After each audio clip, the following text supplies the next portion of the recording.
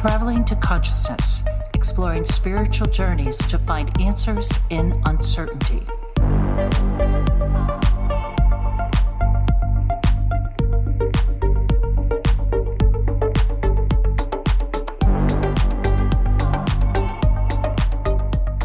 What is up, conscious monkeys? Welcome to another episode of Traveling to Consciousness. As always, I am your host, Clayton.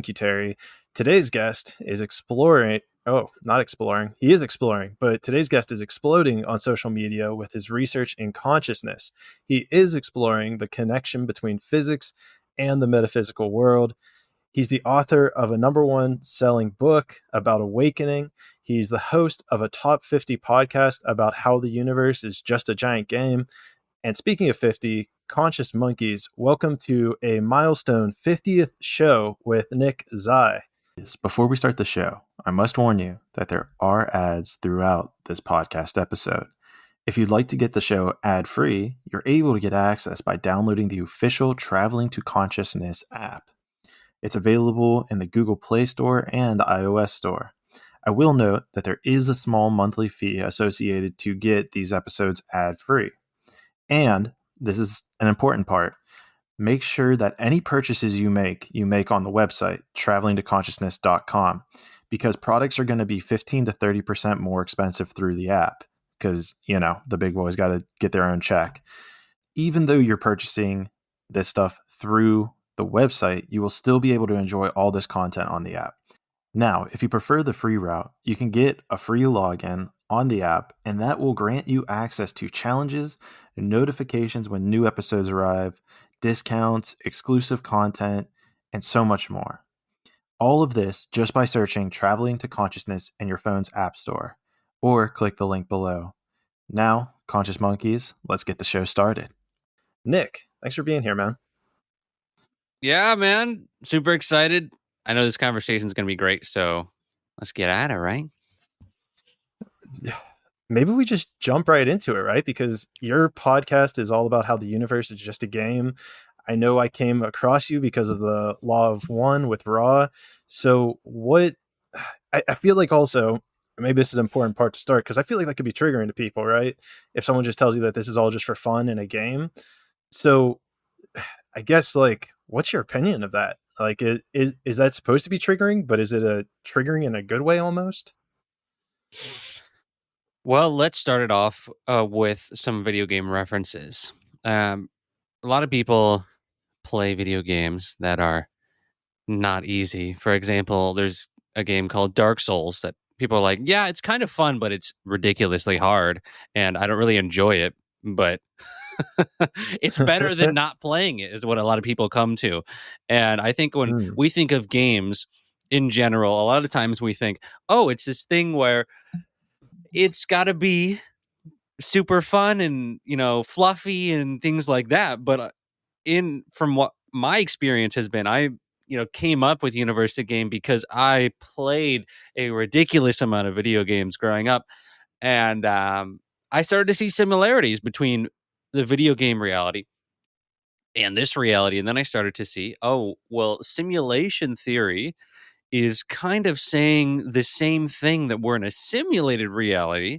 And, simulation theory is real science. This is Nick Bostrom, real scientist, coming out saying, we're probably more than likely in a simulation.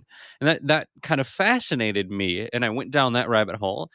And I started to connect, the science behind it, the spirituality behind it, the physics behind it, and kind of see that they're all intercorrelated. So for me, when I think about the concept of a game, and I'm not, just for the record, I'm not completely bought into the way that simulation theory by Nick Bostrom says that it is. I'm not saying that that's the ultimate reality, but I'm saying that there's different parts, different categories in how we study the world, that they're saying kind of the same. There's different notes of the same piano, you could say. So I would say that, to me, I don't always see games as easy, just like Dolores Cannon has said that it's a school. And I think it just depends on our cultural understanding of certain English words. And some people can say it's triggering. Some people are like, yeah, I understand, because it's the same premise either way. When people say that Earth is a school, it's that you've got to complete the grades, but it's not as fun. When you say it's a game, it actually can be quite fun, but it can also be quite difficult. But it's the same concept. You're completing levels. So to me, it's really up to the beholder. Everybody's going to have a different opinion about whatever you say. But I just seem to have found that life actually can be enjoyable and it can be fun, but yet it can be difficult. And that's actually something you said, the law of one. The law of one talks about. We come here to get lost. We don't come here to have it figured out. We come here to be in the unknown, to be in the forgetting. And so I really resonated with that, and not just law of one, but a lot of different things I talk about. But yeah. I mean, it's a hell of a way to start it off, but I'm all on board with you, man, because you take a step back and look at it, right? This idea of a game, I have a computer engineering, software engineering background. So whenever I started getting into spirituality and even simulation theory for that matter, I started looking at it from a computer engineer perspective. And it was so fascinating how like there's so many similarities in our brain and in a computer. Now, where I think that there's probably a small flip, and I'd be interested, I feel like you might agree with this. Who knows? Let's find out. Is there's a small flip that occurs though, where it's like, I don't know that I believe that there's actually a physical computer that's running over top of like this constructed reality, because I guess I would see it almost as like the separation or the difference of how we play video games, right? Like we're we're playing this computer, but then like there's a person, there's a human biological entity that's operating this computer. And so then you extrapolate that out the opposite direction, and it's actually let's say a metaphysical, a spiritual world that's operating this physical reality. Yeah, also studied the Hermetic principles and Hermetic philosophy a lot. Just became very interesting to me recently. And one of the principles, there's 7 principles in the Hermetic principles. And, there's a lot more than just those principles in the philosophy. But one of them is as above, so below.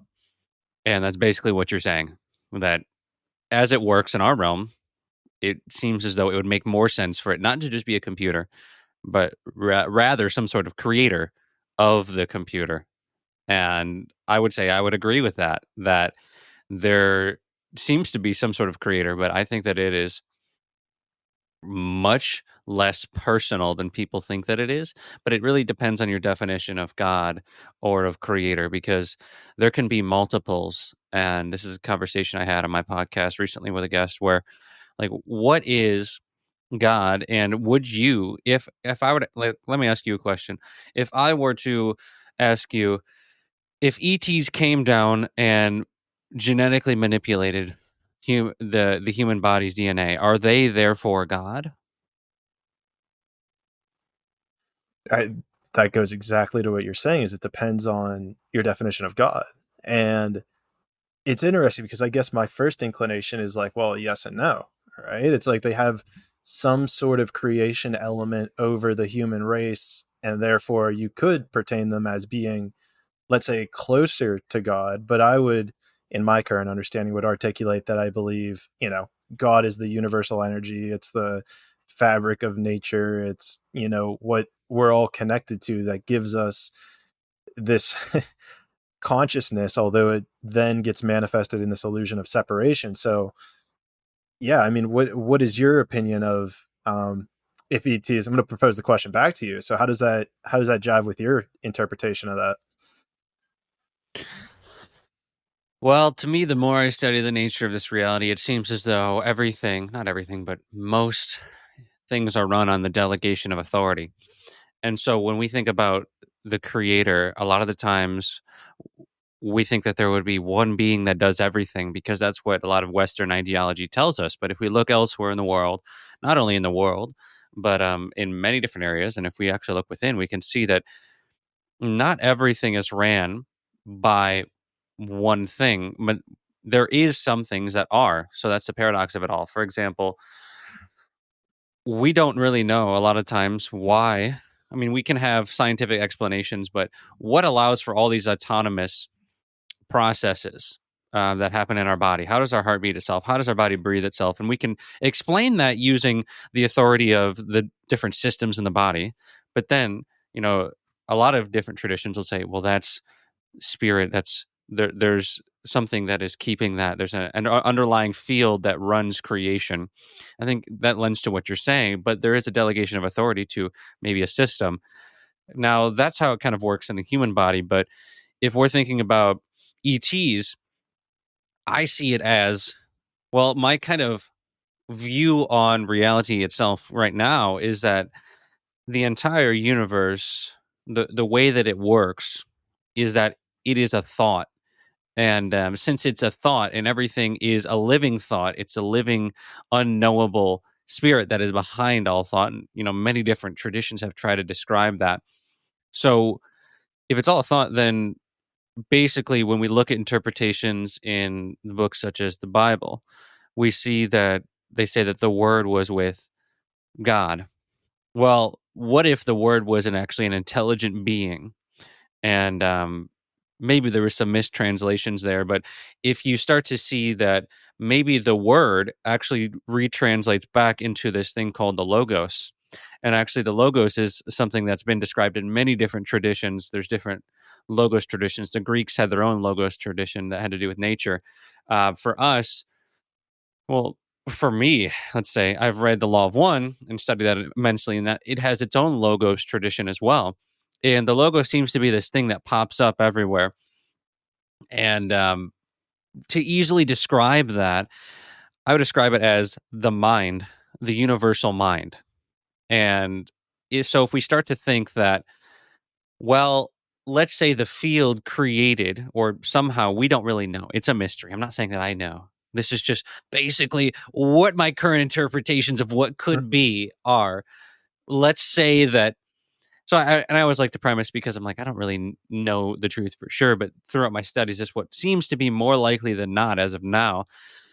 So then this mind then creates, and it goes down and it goes down micro to macro scale.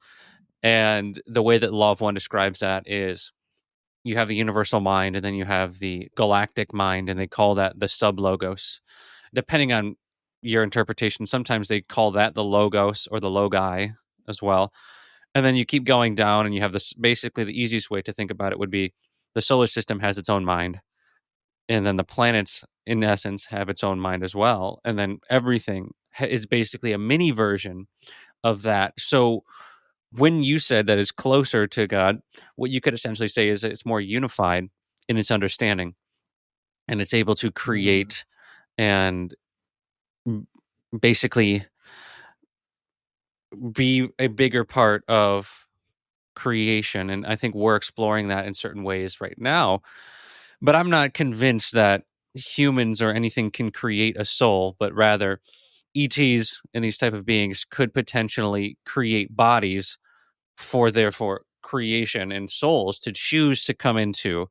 And it's kind of like you might have I think about it like this, as wild as this might seem to some who are new to this idea of universe being a game.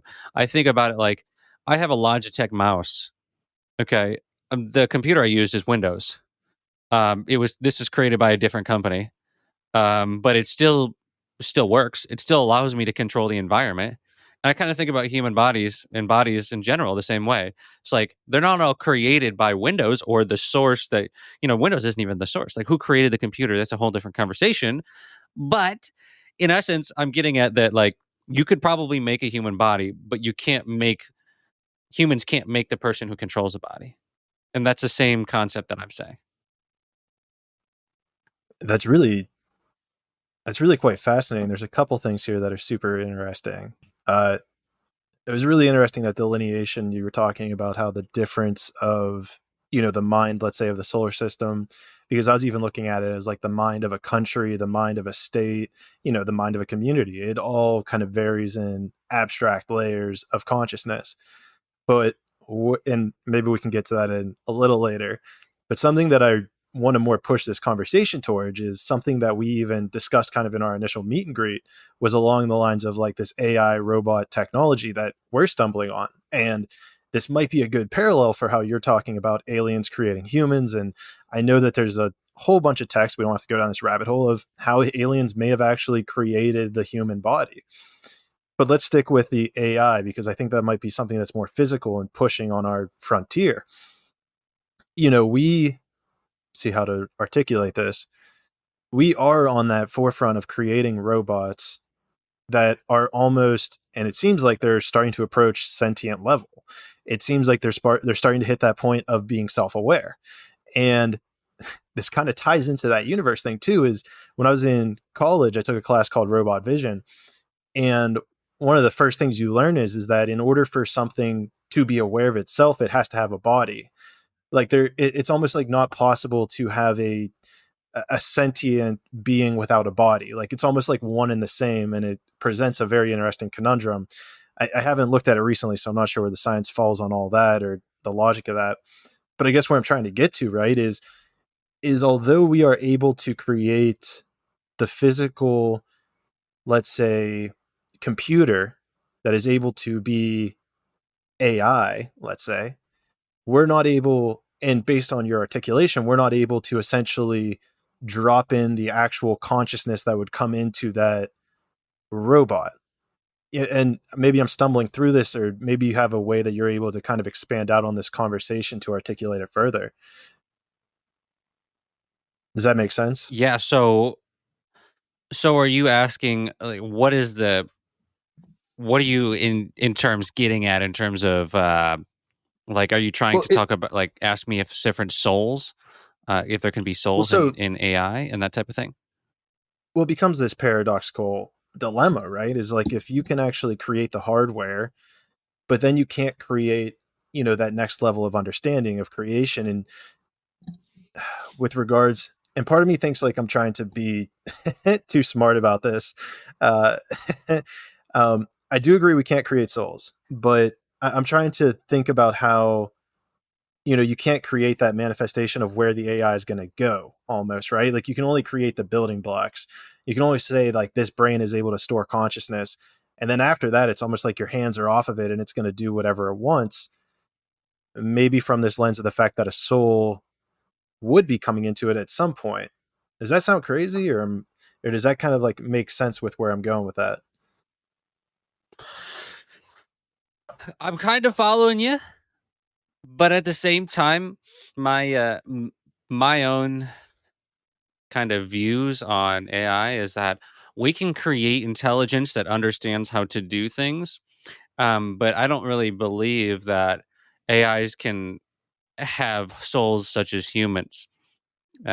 So it's like, in one sense, we are un. We are actually. This is kind of interesting. We are not able to be replicated. It's kind of like,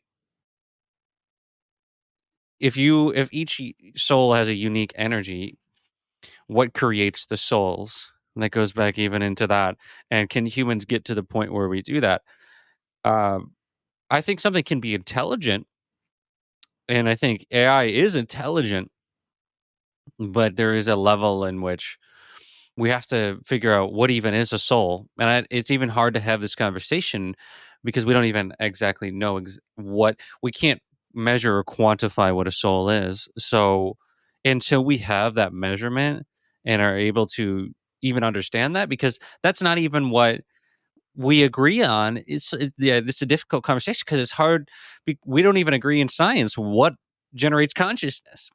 For me to say that there's a soul, or in essence that keeps going beyond this body, is not even something that is accepted in most scientific, if not, yeah, most, I would say. There's probably some out there, but most scientific literature. But there is a lot of evidence for reincarnation, and there is a lot of evidence for rebirth being a thing that is real.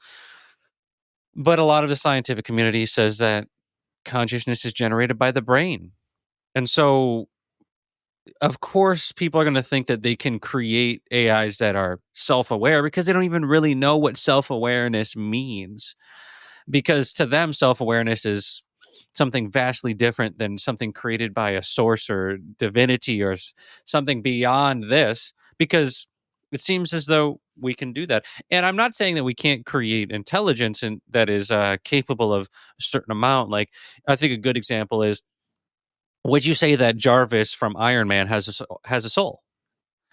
Does it seems very intelligent, right? It knows how to do things, but doesn't have a soul. And I think there's a distinction. But again, this is very tough to talk about. Conscious monkeys. I need to tell you about these psychedelic fabric mushrooms that are absolutely incredible that I've just come across. They're all one of a kind and are honestly a perfect trip buddy.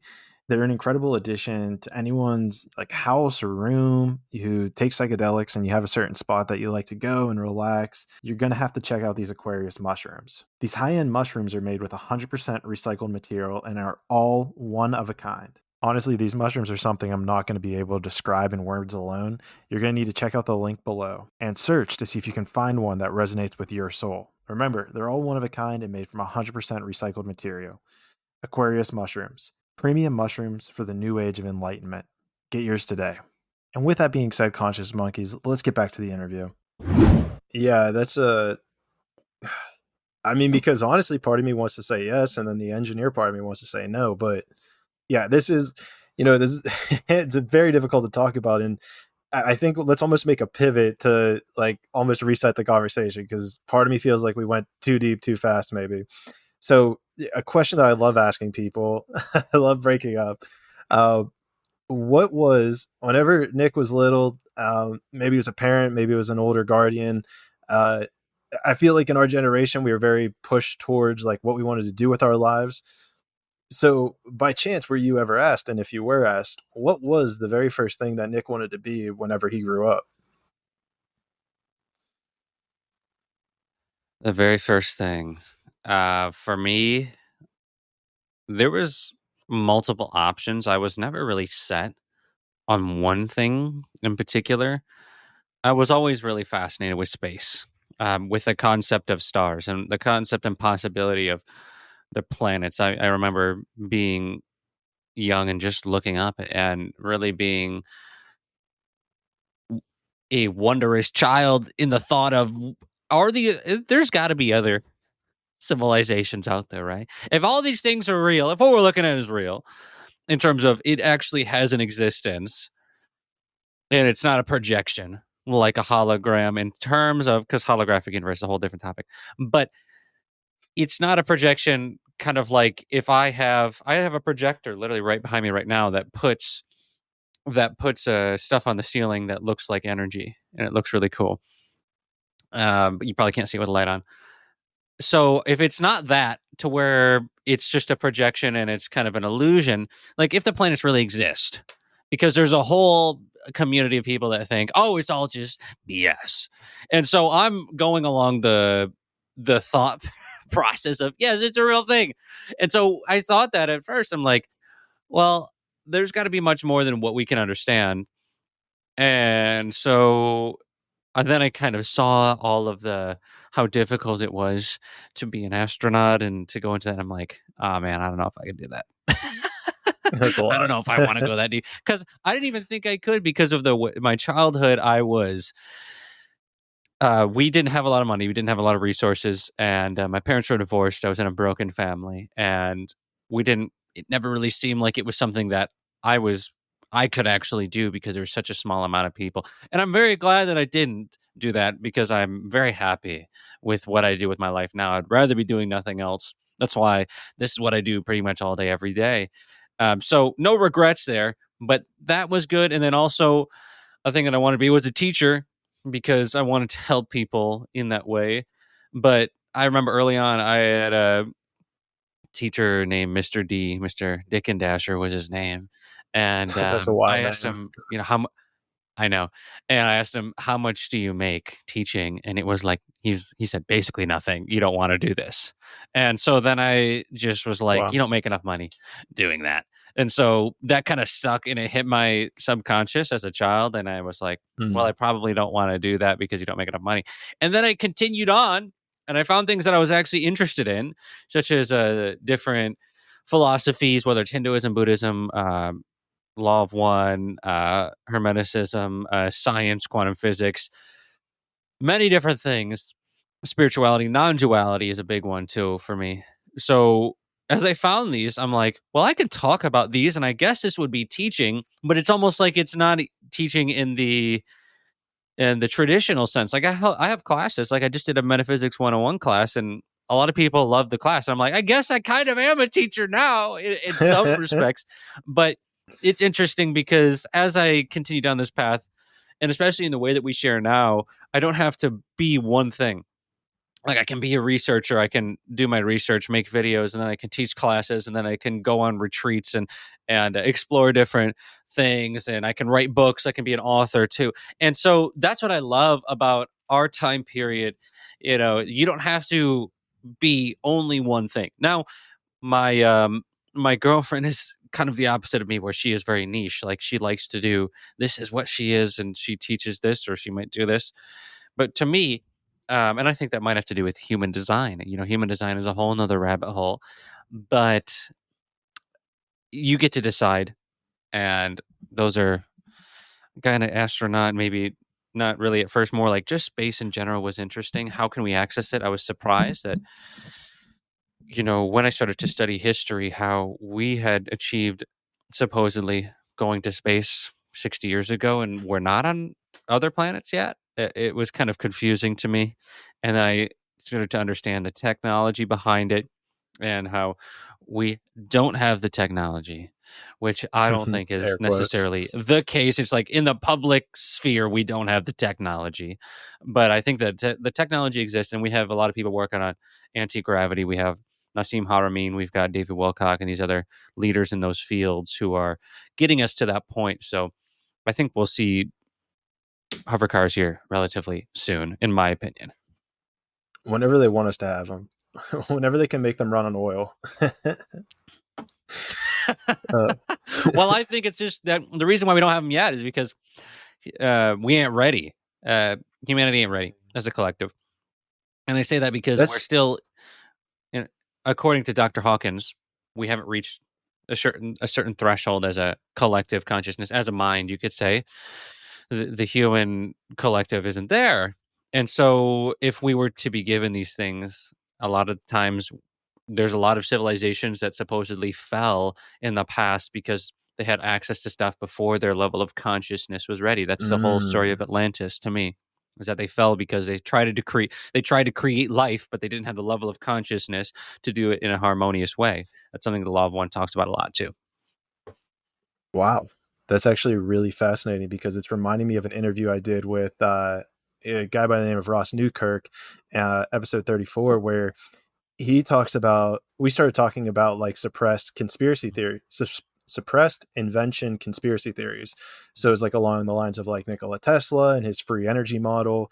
Uh, I mean, the countless stories of people who create water power engines and they commit suicide or whatever. And so he kind of was even touching on that same exact thing where it's my kind of point at the time. I think my angle was more like, we need to get this stuff out, it needs to get out there.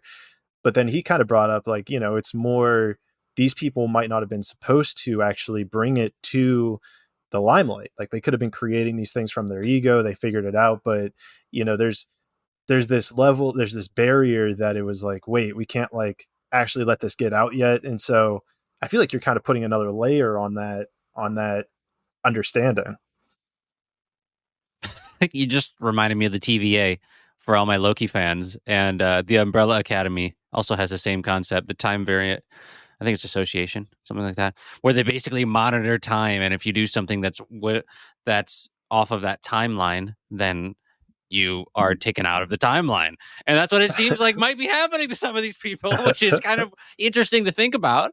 That will start a whole nother thought process and a thought experiment of, is there free will, or is there a timeline that we're following like a script? Because that's what they explore in the Loki series is everything predetermined, and we're just kind of following the script that they call the guy at the end of time he who remains in the show. Right. So spoilers, sorry bud, if you haven't seen it now, I don't even feel bad Yeah. that got spoiled.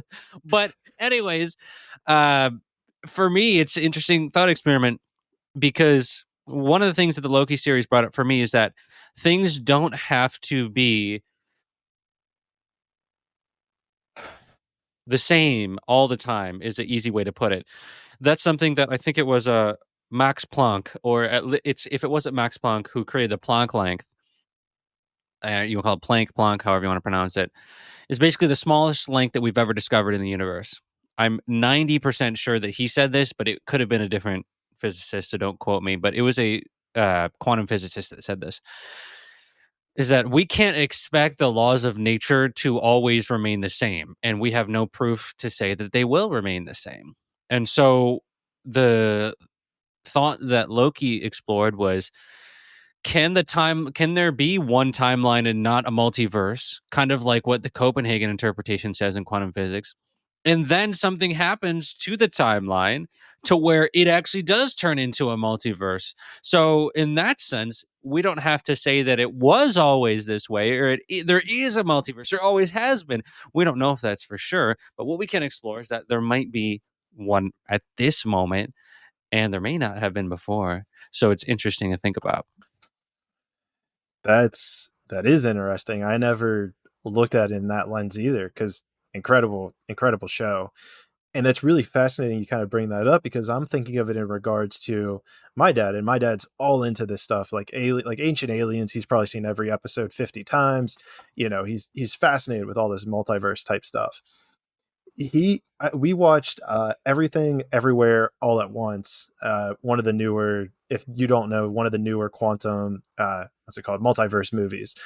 And getting out of that show, it hit me. It was like, we have Marvel diving into the multiverse, we have this show going into the multiverse, we have all these time traveler movies, we have all these things that seem to be exploding. And it was interesting because I even asked my dad as we got out of there, I was like, hey, like, were there ever like quantum, like, I guess not quantum physics for sure, but like any multiverse movies that you guys had when you were a kid? And he was like, no, like, this is stuff that's only come up in the last 15, 20, maybe 25 years if a movie was before its time. And I found that so fascinating. And it's quite interesting too, because there's probably a level of the human consciousness where if you're not aware, right? Like let's look at this through the lens of The Secret, that movie. If you're not aware how your emotions and actions create the reality around you, then we would be like Loki with that fixed timeline where nobody knows about the vastness. They don't know that they can change the reality. They don't know that they're in control of it. And what if like this whole new idea was that explosion that happens and then all these new timelines are being created? Or what if that's just an illusion of free will and we're actually still in that original, just a loop going around with the one true timeline? Who knows? That's what we're here to Who ponder knows? here on Traveling to Consciousness, the podcast. That's what we do here, man. I do find it fascinating how you were very interested in the teaching realm, and then also like the stars and everything about that. And then, you did you kind of get like pushed away from that stuff, or how did you kind of like fall into like, oh shit, like I can actually be a teacher and go to the stars kind of at the same time? Do you mean pushed away like after I originally did that? Why didn't I pursue something more like that? When Mr. D told you that it was like you didn't make any money, and so I felt like you were saying that kind of did that kind of push you away, or that was just like can't be Yeah. here. Okay.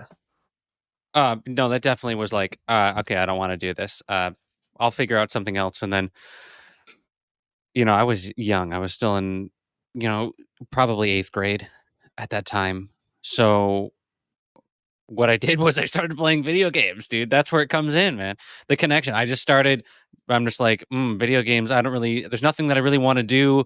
I'm not really interested in partying. There were kids doing things, and I was not really interested in the typical teenage stuff.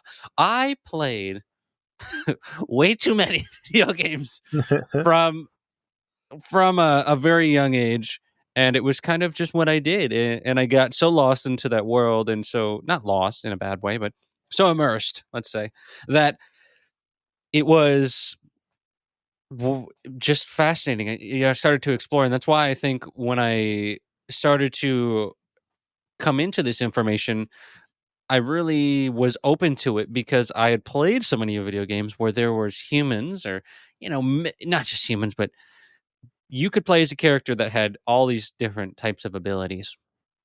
I played a lot of World of Warcraft, and I played that starting at a young age, and Great there game. was, you could be a mage, you could be a shaman, you could be a warrior, you could be a hunter, you could be, a monk. Eventually they added, I think it's, monk. A druid, And shape-shifting you can druid. even, right, in druids, and so many different ones. And at the same time, you could go for the death knight if that's what you wanted to do. And so it was just an interesting thing for me to get into, because I kind of got into that world, and I started to see how it really started to become apparent to me later in life. Because I played a lot of video games, and then I went to college I first went for business management, then I switched my degree to kinesiology, which is kind of the study of human movement, for those that don't know. Mm. And I got really into the body because I was 315 pounds coming out of high school. And for Ooh. reference, I weigh like probably 85. And I'm not exactly where I want to be right now. I'm not there. But, I've lost a lot of weight coming out of high school because I was tired of the just being overweight, because I knew this wasn't me. And I think that just being so heavy also kind of put me into video games, because people didn't know who you were, what you looked like. And, I got bullied in high school as well. So getting bullied, and I was 6'4", 315. So there wasn't that many people that bullied me. It was, I never got beat up because I could beat the absolute anything out of anyone, Oh, for because sure. I was so big. So it was just like the oldest kids who were like the strongest. But uh, I was still kind of comedic. I was also kind of took life not that serious at that point, and that's how I kind of developed into, I to continue on. I went for kinesiology, and then I got into a physical therapy internship, and I'm like, this is not it. This is not it. Like, it was immediately no. I've seen what I needed to see. And it Yeah. was just, I let go completely of that, and I dropped out with like 3 weeks left until I got my degree. But I was like, I'm not doing this. There's no way, no shot. I don't need a piece of paper. I don't want to waste my time. And I dropped out, and then I actually pursued multiple different things. I went into trying to sell things on Amazon, drop shipping, entrepreneurship. And then at the same time, I went into live streaming video games for a career. That came a little bit later. But I think my less seriousness really played into my ability to entertain people online. I actually had a decently successful career as a live streamer, but I found that it wasn't fulfilling. And so I had this time period, and I'm skipping a lot of stuff, but I had this time period where I knew that I didn't want to do it anymore. And I was out on my porch in Michigan at that point, and I I said, if I'm not meant to do this anymore, I'm meant to do something else, just I want to see a cardinal, like, right now. And I swear to God, a cardinal just came up right on that patio, like right there No next to shit. me, and just sat down. And I'm just like, there's no shot that this is a coincidence. I would have to be dumb to believe that this was a coincidence, and that this wasn't actually, there isn't some guiding force of some kind. I don't know what it is exactly, but I was already researching consciousness for about, at least 6 months. During that, I started to get into that, and I mean heavier. I had been looking at stuff for years, and that had been books like Change Your Thoughts, Change Your Life, Wayne Dyer, You Are the Placebo, Dr. Joe Dispenza.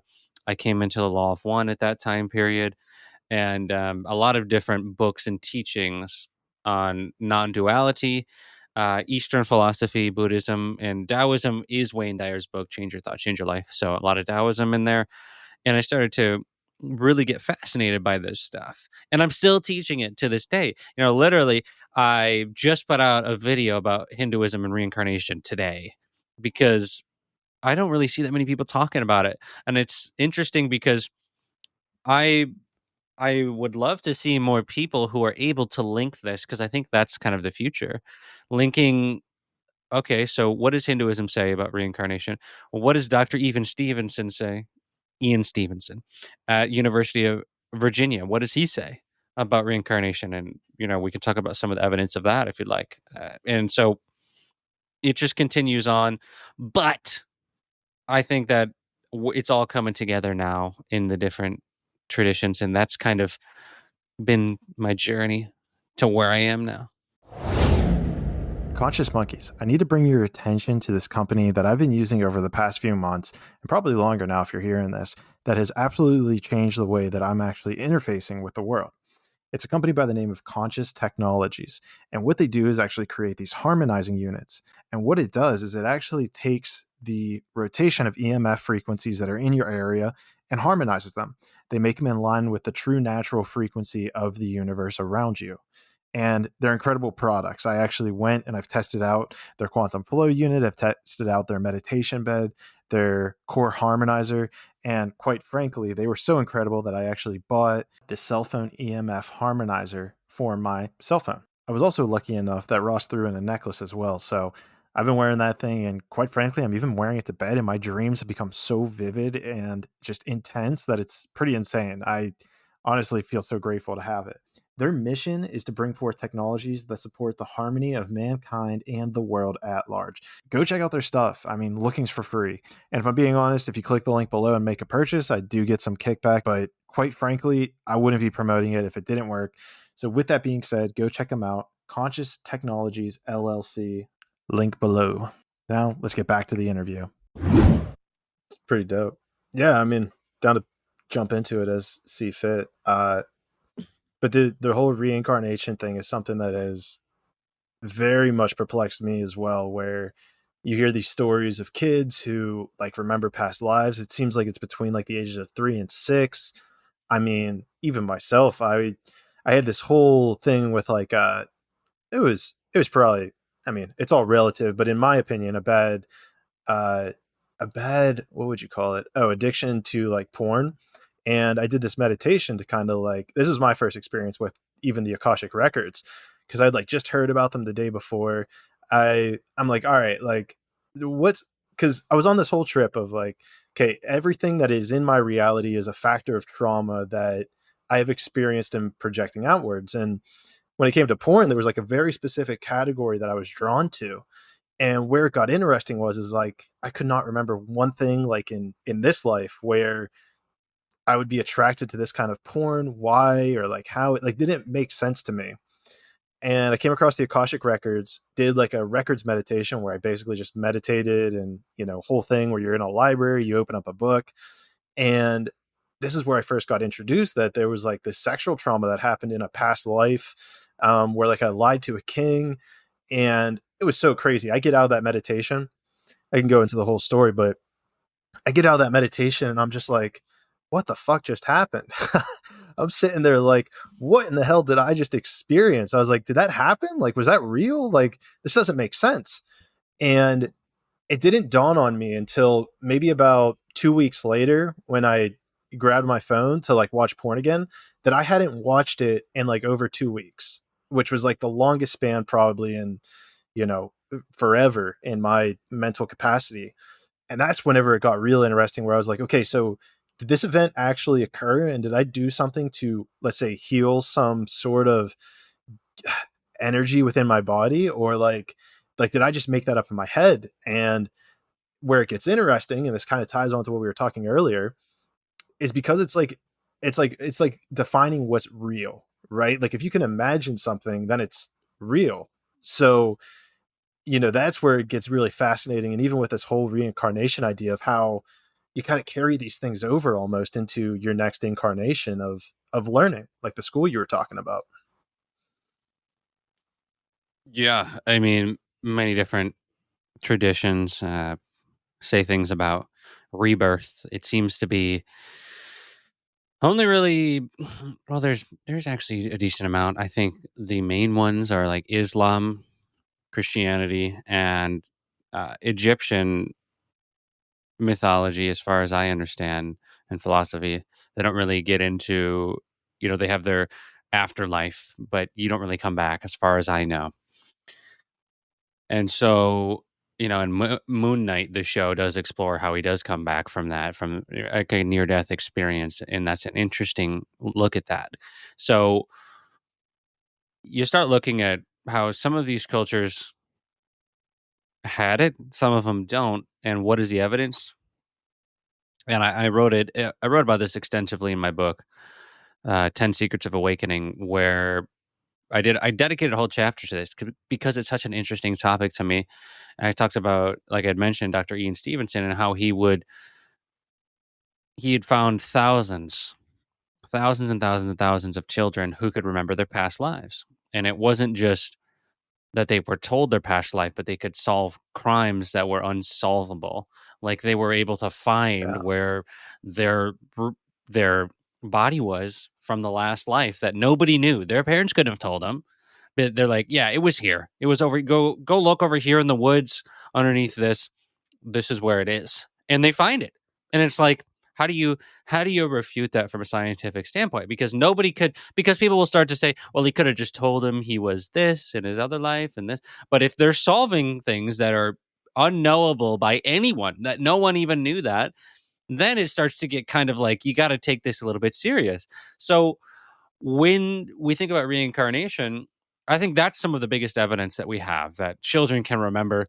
And I kind of think about it like before a lot of people call it programming these days, which fits well into the university game, kind of field there.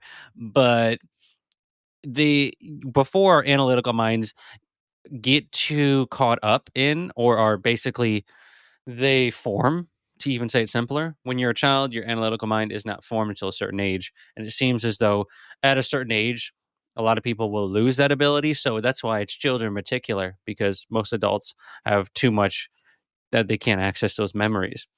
And so I think it's really something to contemplate that this is possibly a thing. And then what implications does that have for your previous life? I've actually behind the scenes for the last literally couple days, I've been obsessed with this, with getting back into what is reincarnation in Hinduism and Buddhism and how does it work? Uh, because I knew it, but you know how it is when you research stuff that sometimes you'll research something and then you don't talk about it for a while and then you come back to it and you've got to kind of rehash it out. Dr. Joe Dispenza, who is massively popular in this kind of community, said that the other day that he has to come back to material to study it again because that's just how things are. So I don't feel bad about it, but I've been getting into it and it's been fascinating to really understand karma, rebirth, samsara, these different enlightened states, and how we can end the cycle if we so choose. And what does that mean for the soul? Is there a soul? These other topics. Yeah, I know there's a lot of truth there where you come and revisit material. And I bet this is universal, no matter what avenue, whether it's consciousness, physics, how to train a horse, even. I don't know. But you read something, you go out in the world, you do something, you come back and reread it, you have like this different lens on it. You see it through a different perspective and you apply it to different ways in your life. And I think that's always really fascinating. And so, like, even if you have like any books, it's like just reread them, a month later, and you're going to read something completely different, which is fascinating in its own rights. And then to even stick on this whole reincarnation thing, number one, this would also fit with the game theory, right? Because even after you die, like in a game, you respawn, you get another life in there. Exactly. Uh, but so this is kind of an idea I've always had is, if kids are able to so vividly remember these past lives between the ages of 3 and 6, solve murders, figure all this shit out, to me, that means that they would have probably always been able to do that. And where this gets interesting is like, to your point, I know in Christianity for sure, because people get pretty mad in the Christianity realm when you talk about reincarnation. But where I find it interesting is like, how is it possible? I'm sure this is possible, but where I'm coming from is I have this belief that I think that reincarnation was self-evident to a lot of these areas.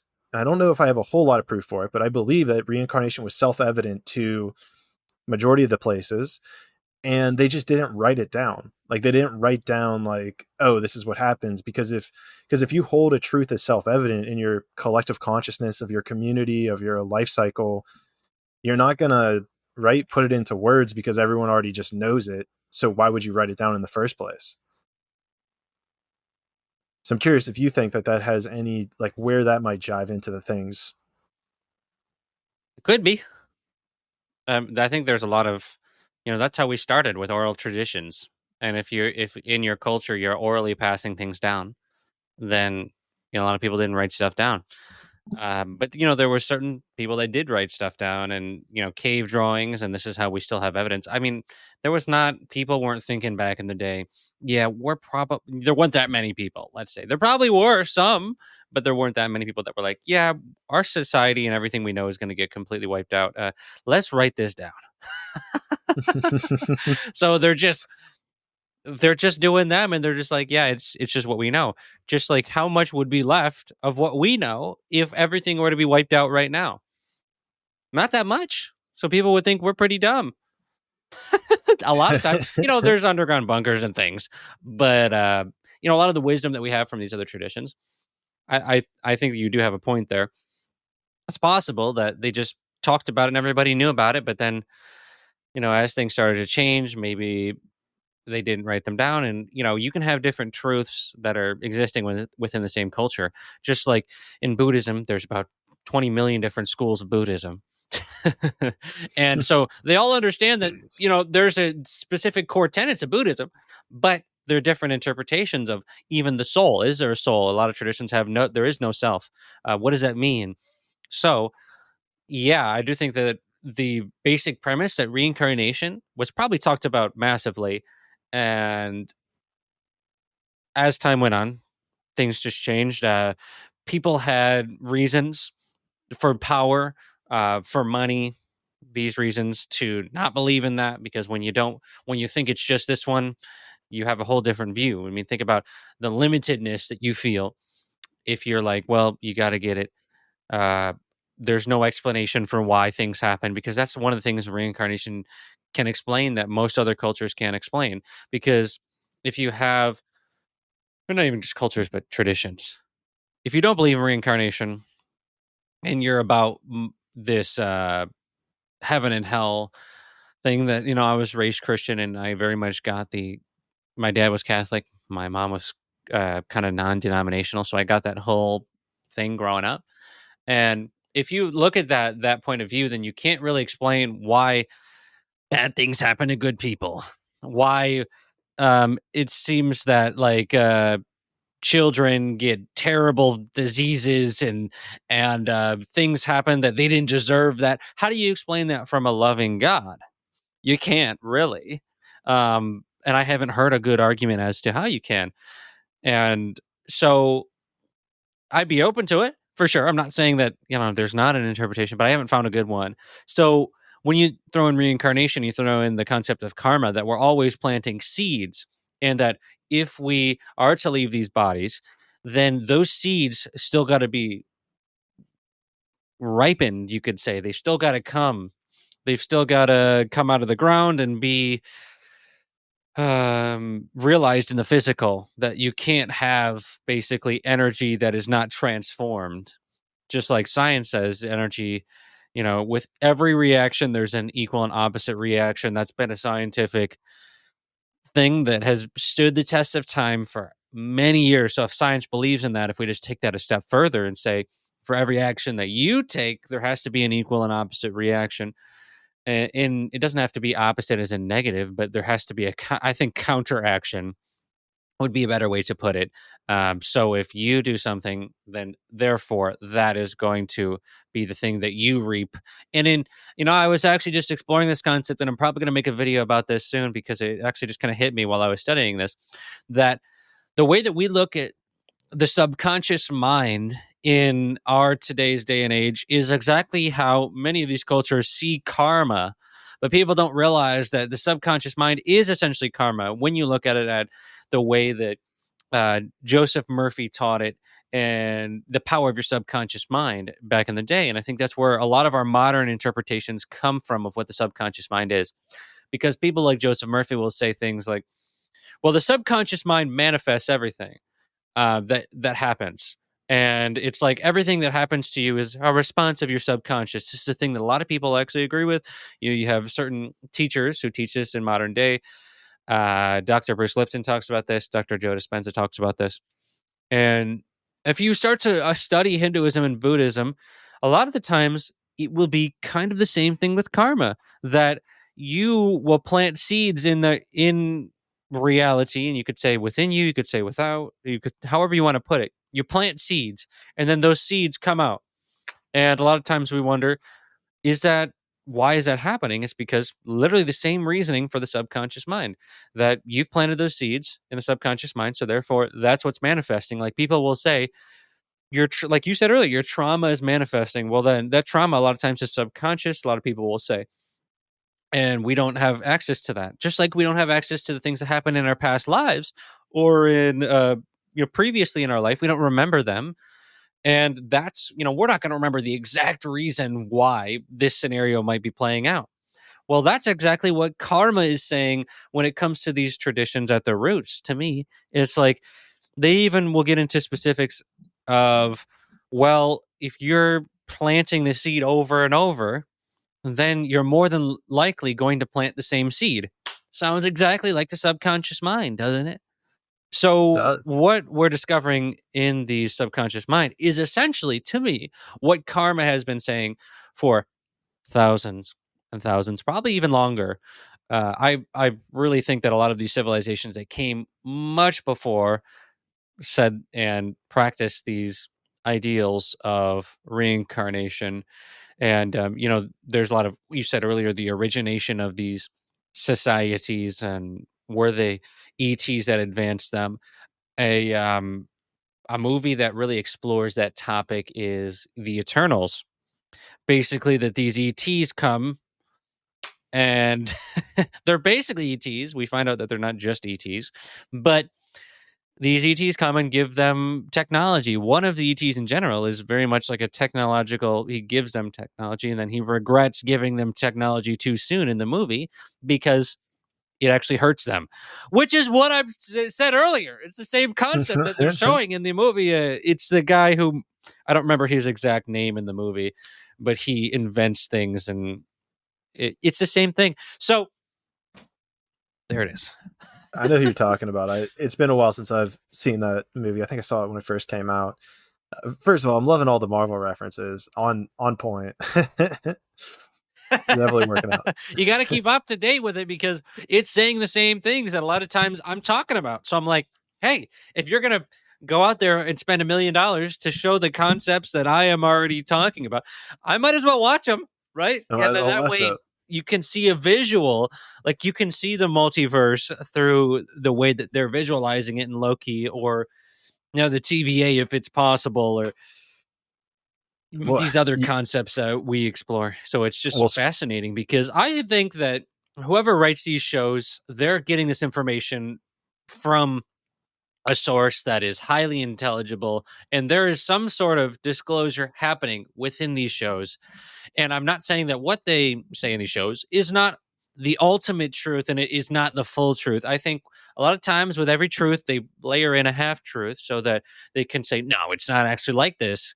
But they're giving you little hints within certain places to show you that this is what's happening. Kind of like what you were saying with your dad, that, well, they're covering the concept of the multiverse now and these quantum realms. And, you've got Ant-Man going into the quantum world and these things. There's another reference for you. There you go. So, It's all over. it's like, where are these references coming from? I think there's some people that know a lot more than we think giving us information. Well, if you want an anecdotal case study, I'm a fact of it. I took, how long ago has it been? Probably a month and a half now. I took ayahuasca in Peru. And as a part of one of my ceremonies, I was actually in this like space, this very geometric space that looked, and I couldn't stop saying it. I was like, this is the mirror dimension from the Doctor Strange movies. I said it like over and over as I was in there, and it was like this beautiful geometric, ever changing landscape of colors, and it's hard to even conceptualize into words. But even whenever I came out of that, I like had to rewatch it, and there were so many. You remember whenever the tower like splits in half and they kind of like fall down the side of Yeah. it? Dude, that same exact shit happened. It like split in half, started curving around. I was like, this is insane. And then even to the point of what you're saying, there are far too many things that are like, oh shit, that's real. Oh shit, that makes sense. And it's something I even see in Ancient Aliens a lot. It's like, but it comes back to that half truth where they'll say this like grandiose thing, and then right at the end they add something, and I'm like, okay, that's not how this works, or they made that up, or they like make a reference to airplanes or something that's just like so out there. You're like, okay, this they just messed it up with that last sentence. Yeah. Yeah. They got some, I don't know what it is. And I think that there might be some reasons why they do that. I don't know what those reasons are, but it seems as though that's the case where they throw in some stuff like Doctor Strange was one of my favorite movies. If you asked me what my favorite movie was for a long time, it was Doctor Strange because of the way that they did things and the way that they explored the metaphysical realm. And if I ever am, if people ask me about the astral realm, how does it work, what is it, go watch Doctor Strange. Yeah. He gets blasted out of his body and the astral form gets activated. So then it's not just like this far off concept. It's like, oh, it was there. What's the multiverse? Oh, it was there. It's very interesting, and I love what they're doing at Marvel. Conscious monkeys, are you looking for a CBD cream that actually works? I've tried many different CBD products, and I've really never truly felt like any of them have worked for me. Like maybe there'd be like a little bit of tingling and then it would fade pretty quickly. Then came along Revive CBD. From the first time I tried it on, I could tell that there was something different about this product.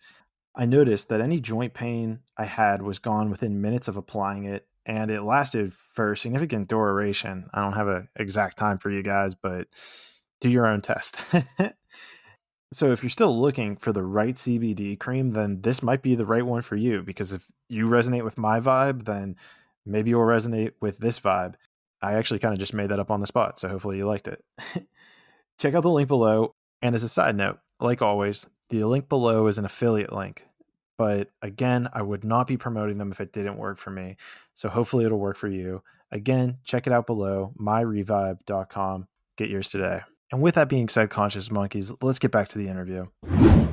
It's really incredible. It's hard to take your eyes off it. And I think that's another thing we have in common, where Doctor Strange is my favorite character. That first movie, and even like No Way Home with Spider-Man, incredible. Like easily my favorite Marvel character as well. So the other, and I was thinking about bringing this up at some point, but the other thing that we have in common, which you alluded to at the beginning, was this human design concept about being a manifesting generator. And it's something that I'm kind of just digging my toes into, something we've never discussed on this podcast before. And since you brought it up, I'm going to assume you know a little something about it. I just revisited it, and it was like, it was telling me all this stuff about like how I was attracted to the mountains, which was so true. It started saying stuff about how like I just need to like sit and wait and like react as opposed to like going out of my way to do stuff. And such a parallel I've seen in my life. So I guess I'm curious about like your, what's the words I'm looking for here, your experience with this whole concept of human design, and how does it fit into this bigger picture? So for me, I am in the process of studying and experimenting with human design. It's said that whenever you are first shown human design, that begins your experiment. I have been on the human design experiment for coming up on 2.5 years. So what I've learned is, well, first off, let me tell you how I learned. My girlfriend is a human design expert, and I mean expert. And so she Might need to bring her on the pod. knows she knows all about human design in its intricate details. Now, I've explained it before, and she approves of my explanation. So I know a That's good what's amount important. about it. I'm just not right.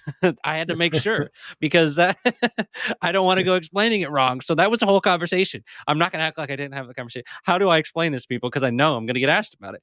And so I've talked about it. She talks about it almost every day, some aspect of human design. So I'm always constantly exposed to understanding it. And so here's the basics of human design. I would first off just want to tell you that it is much deeper than astrology. I find it much more accurate than astrology, much more accurate than tarot. It is the system. If I was to pick any system to study the human body, it would be human design. And it is Wow. because a lot of the times in astrology, you get people describing very generalities. Not even okay. Let me start again. They get very general with the descriptions, and a lot of times the descriptions are of your ego. The whole premise of human design, not the whole, but a lot of it is what are you beneath the conditioning. That's why they say it takes many years for you to decondition yourself. So I'm in the what they call in human design deconditioning process. I'm having some. Hold on one sec. My camera's going out of focus here. Do what you gotta do, man. Let me see here. It's a great cliffhanger. Okay, it seems to get better. I saw myself going like blur back, blur back. I don't know if it's the mic because it's a little bit closer. I'll put the mic underneath me more. But so you have a deconditioning process, and a lot of times we have things like astrology who not only describe what you are like when you're not yourself, or you're fiery, you're this, depending on your. I think astrology does have some truth to it. But here's the thing about astrology. Astrology and the calendar is a whole rabbit hole to go down, because there's a lot of people that say that the astrology that we use is Western astrology, and it's not even close to what it originally was. So what people think I've heard that. astrology is is far in kind of this general, just as though when we practice yoga in the West, it's nothing like what actual yoga, authentic yoga is in the East. So a lot of times these things are taken for monetary means. And since human design hasn't been around for that long and it hasn't been as popular, it's increasing in popularity. It hasn't really been distorted because here's the thing with astrology, we don't have the original source. And a lot of times when we don't have the original source, we don't hear it from the person who got it, who created it, it's easily manipulated. So there's other parts of astrology, there's Vedic astrology, there's sidereal astrology. There's certain astrologies that say that there's 13 signs instead of 12. So my point is that when a lot of people are going to hear this conversation, they're going to think about astrology. And I just want to say off the bat, it's nothing like astrology in that sense. The only way that it's like astrology is that here's a good way to start. The astrology talks about where the planets are when you're born. Human design talks about what the energetic grid is when you're born on the earth. So it's earth focused, and there's certain gates. Human design is based on the I Ching, which is an ancient Chinese kind of archetypical wheel that basically your DNA is activated. And this is human design is not the only one thing that says this. There's also the gene keys, which is kind of done by Richard Rudd, which I really like the gene keys as well. But basically, the premise is that when you are born, certain parts of your DNA are activated, and that's more gene keys. And human design focuses more on how your body works. Gene keys focuses on what your DNA gifts are, and when you get your shadow, you have a shadow gift and a city for each key. So those are two different things. I don't want to get those confused. So it's kind of like, imagine that when you were born, you were this height. Okay. So I'm 6'4". I can't change that I'm 6'4". So with human design, it's not something that you can change. It's like, that's just how your body is. That's how your body works. So it's not what I would call a fluid archetype. It's this static thing that it is this way for your body. It's kind of like if I created a certain, let's go back to the mouse. I created a certain mouse. I'm not really going to change how that mouse is. You can mod it, but let's imagine for this moment that you can't really mod it. It's just that's what the mouse is. So there's many different types, and basically where the grid was when you were born is kind of how your body energetically works. And so there's different types. You and I are what's known as a manifesting generator, and they have its certain qualities.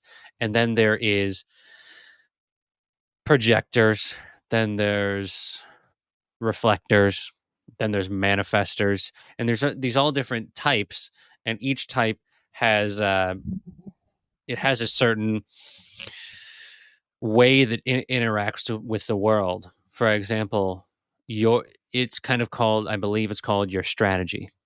So your strategy and my strategy is to respond to things, and you worded it as react, and that's another way to put it.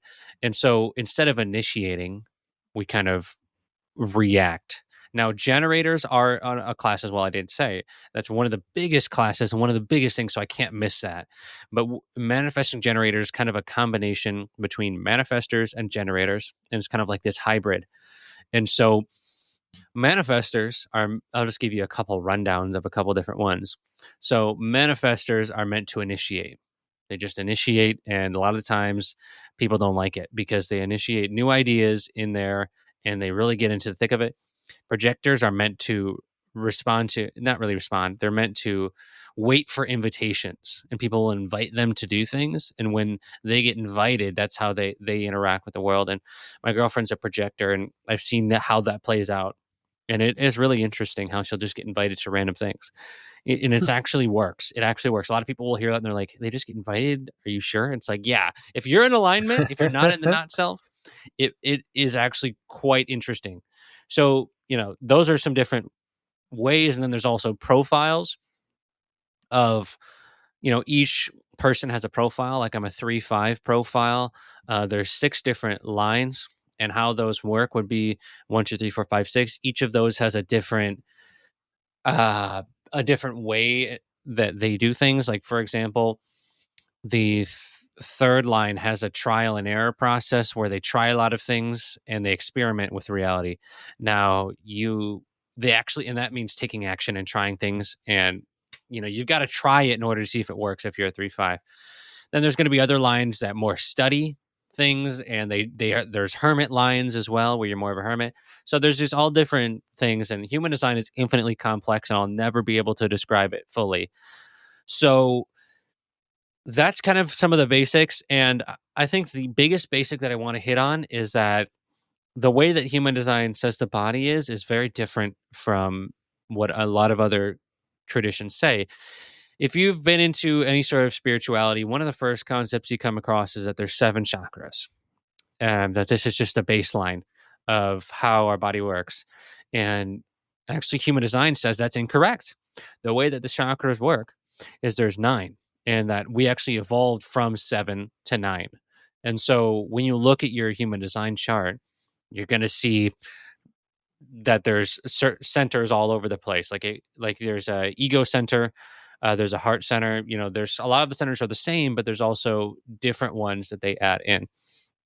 And so, to keep it simple, what kind of determines your human design is your definition as well, and you have certain centers defined and undefined. So, what makes you a manifesting generator is that you have what's called an engine. That's what makes you a generator. And so you might have, like for me, I have a sacral, which means I have Same. my sacral defined, which means that that's an engine that I have. Now, what makes a projector is that they don't have engines. And so that's what explains how some people seem to not have energy or not have the energy that a lot of other people do. It's like because they don't have engines like some of society does. And a large percentage of society is generators. And the the way that humanity has been kept down for thousands of years, according to Ra Uru Hu, who is the creator um, of human design, who had a experience during the harmonic convergence that he basically was given human design. That's how it came into origination. And so when he got it, and he taught, you can go listen to him teach about it. He's not with us anymore, but basically he said that the reason why humanity is kept down is because the generators are basically have been in the past used as slaves. And as generators get to be knowledgeable and understand, that's when society will change. And then the projectors are kind of meant to guide humanity, and as well as manifestors, but manifestors are the ones that have manipulated generators for thousands of years, because that's Mm. just the energetics of how humans work.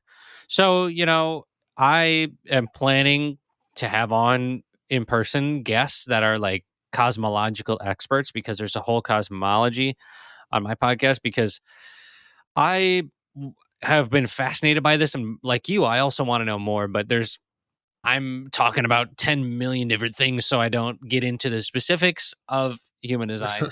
So by all means, this was just I'm touching the tippity tip of the iceberg with this, but that's the general basis, that your body works a certain way. You have certain centers defined and undefined, and a lot of times centers you don't have defined has a not self. It determines your not self. Like projectors have their own not self, which is bitterness. That's like the signature of projectors when they're in their not self. For generators and for manifesting generators, it's frustration, is your not self. And so also to kind of hit on, because I did want to hit on what you said that it was talking about mountains, and it was talking about that type of thing. Well, to go even deeper into human design says that you have a specific environment type for your human design. So you work better in certain areas. There's markets. I'm caves. Your mountains. There's shores. There's different environments that you'll thrive in depending on what it is. And it goes even deeper into the way that your brain works. You have 4 different ways that your brain works. And the so how it, and I need visuals to kind of describe to you how this works, but basically there's things called right and left in your brain. And if you're right, like I'm a quad right, that means all my lines on my brain are right, which means that I have a passive brain. And then, if you have an active brain, you're going to behave and strategize very differently. And so if you have a passive brain, you have certain characteristics, and, I don't have to get into those specifics, but it gets into that. And it also gets into like your diet, how your body works on diet. That's when people ask me, what should I eat? I'm like, look at your human design. And I know that's a really deep aspect, and it's hard to just find on a random chart generator. You really need someone to read your human design to tell you these. And Jesse does that stuff, and there's plenty of other people who do reading, so you can find people. But if you want to know that, you got to ask them if they know that, because there's a lot of people that don't go that deep with human design. So just be careful, and kind of, you might have to say up front, if you're trying to get a reading, what is this aspect? This is what I actually want to know. Can you provide this for me? Yeah, because just like in any area, you'll get people that don't actually know what they're doing. So just kind of For do your sure. research on that for sure. And so, yeah, when it comes to your diet, you're going to have certain people that thrive on a plant-based diet, depending on their design. Certain people that thrive on a meat-only animal products, or you're going to have people that are kind of in both. Some people can have dairy depending on their design. Some people aren't supposed to. So there's many different energetics. Your body is not random. And I think the key of this conversation is to realize that not all human bodies are the same. I hope we already know that part. Hope we're all aware. No, we're all the same. Right. But just to a whole nother level, hopefully, than we thought. No, it's crazy. And I mean, I think my food aspect, that was probably the only other thing that I remember, was that it's cold. So I guess I got to focus around cold foods or something. But first of all, that was a lot more than just a general overview. Definitely gave us a lot there. So I'm curious then, you're saying you're 2 years into it. So like how have you seen that transform your life then, of just being aware of being a manifesting generator?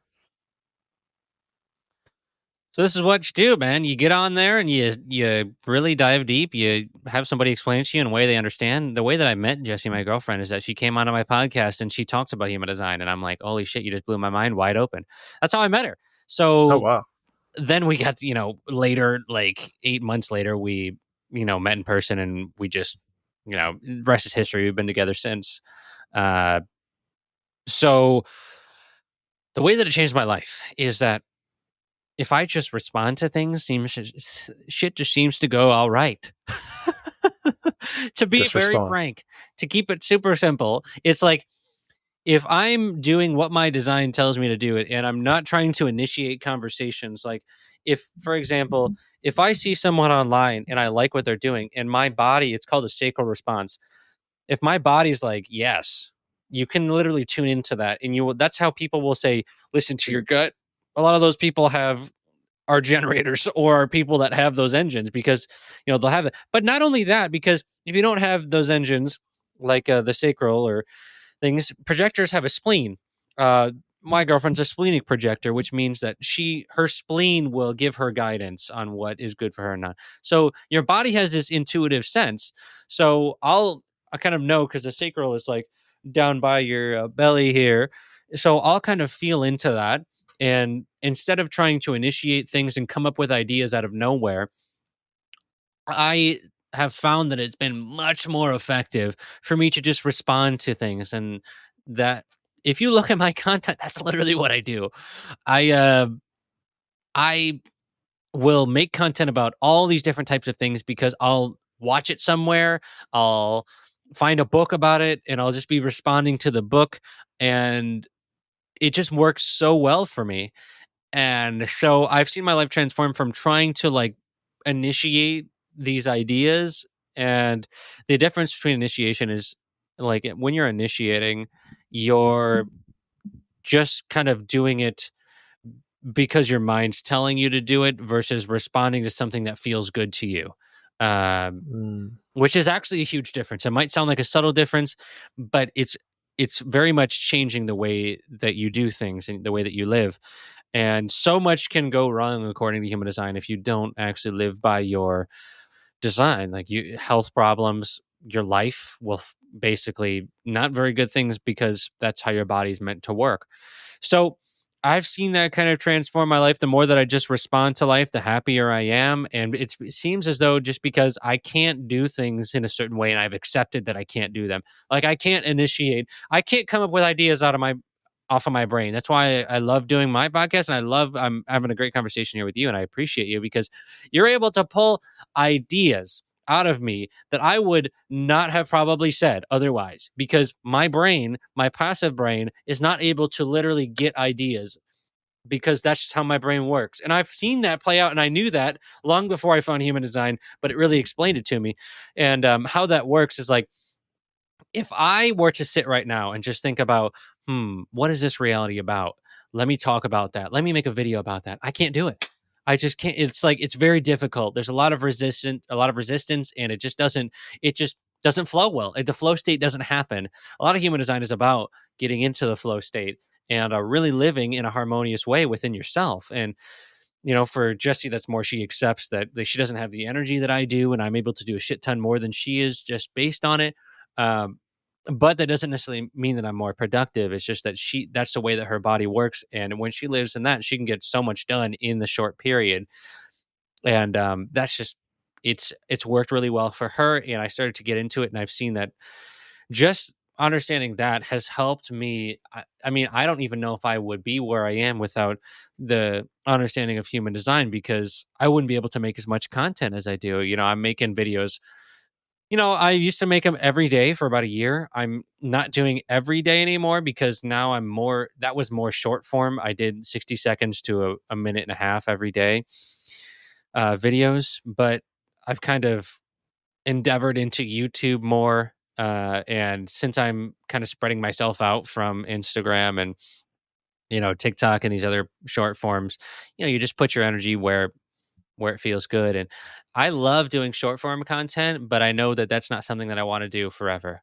I would much rather do the things that I'm pursuing. And I think that at the time where I started, I liked short form, but it's not that I don't like it, but you just move on. You have cycles in life and you get interested in more things. Like you were saying earlier that that were the human bodies created by ETs. We had that conversation. Like that's something that I'm interested in, and that I actually had a conversation with my friend about that. I want to start talking about ancient history more, and these type of things because it's fascinating to me and it feels good. Like he mentioned it to me last night and I'm just like in my body, I could feel it. It was a yes. It was like such a yes that I could like I just this joy about thinking about doing it because it just was like that's what's meant for me to do in this moment.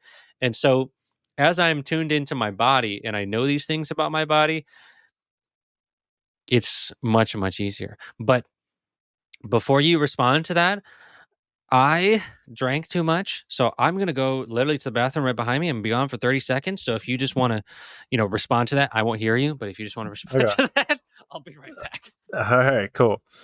Um, it's super fascinating, guys. I'll be honest, this is super fascinating because I'm noticing a lot of these similarities, like in my life. Like in my life, I have this same exact, what do you want to call it? This response mechanism. Response mechanism. It's almost like this feeling where if I reach out to people, if I text someone first, um, it's almost like it feels like it's forced sometimes. Excuse me. Where there's this like this force of nature where it's like I want to reach out to this person, I want to do this, as opposed to exactly what I was saying at the end there, where it feels like a yes. And it sounds like we're both sacral manifesting generators. So to me, I'm getting a lot of truth from this. I feel like there has to be a lot of similarities. And so this is going to be interesting where we get into this next piece of the puzzle. Um, and so what I was just filling them in on is how many similarities I'm hearing within your story and myself being a sacral manifesting generator.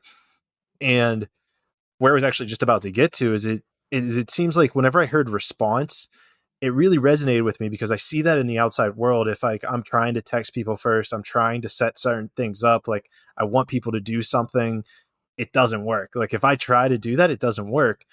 But where I think it's interesting, and this is where I was going to get your viewpoint on it, it seems like whenever it says response in air quotes, it's more of like a response to feeling into your body, like feel where your sacral center, feel how your sacral center responds to the thought. It's like have a thought, feel into the sacral center. If it's a hard yes, then do it. Otherwise, maybe you need to wait on it. Is that kind of how you're viewing this with your creation process? Conscious Monkeys. If you're looking to start your own podcast, I have the two tools that you need to use to get that show on the road. And the names are Buzzsprout and Riverside. I'm combining these into one ad because, I've honestly had nothing but the best for them. But if you're going to be using one of them, you might be using the other one.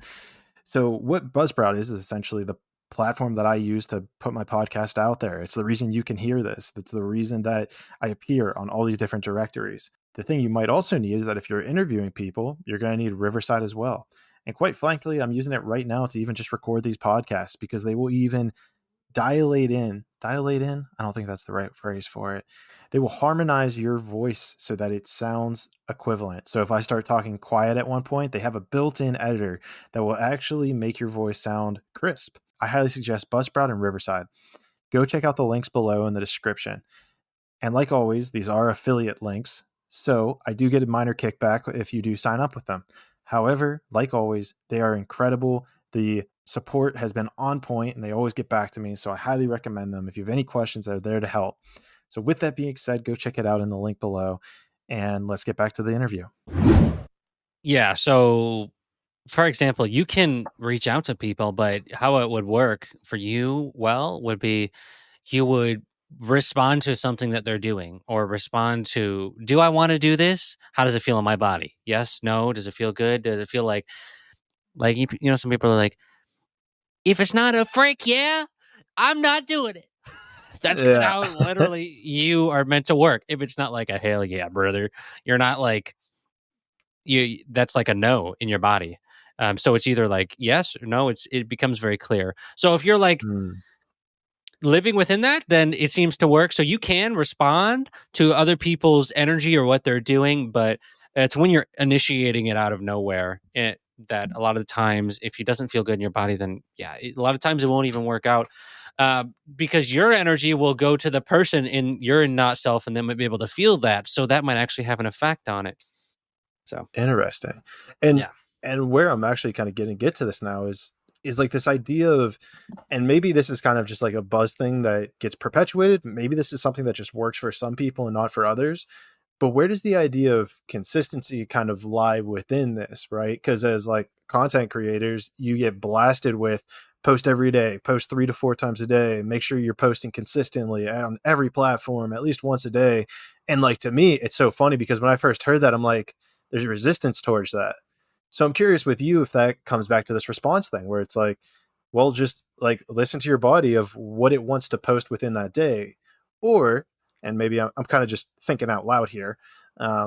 It comes back to like a yin and yang model where that consistency is the masculine energy, and then feeling into that sacral energy center within that creation zone is kind of that response. Like, should it be about this? Should it be about that? Like, feel into that. Um, how do you kind of see that within creation and this whole like model of what you need to do? That's an interesting question. I think there's people think that that is static, but it's not. I think there was a time period where if you made more content, it worked. I think always practicing something is good, but at the same time, you don't need to make things all the time because now we're getting into a place where there's much more competition than there was a year ago.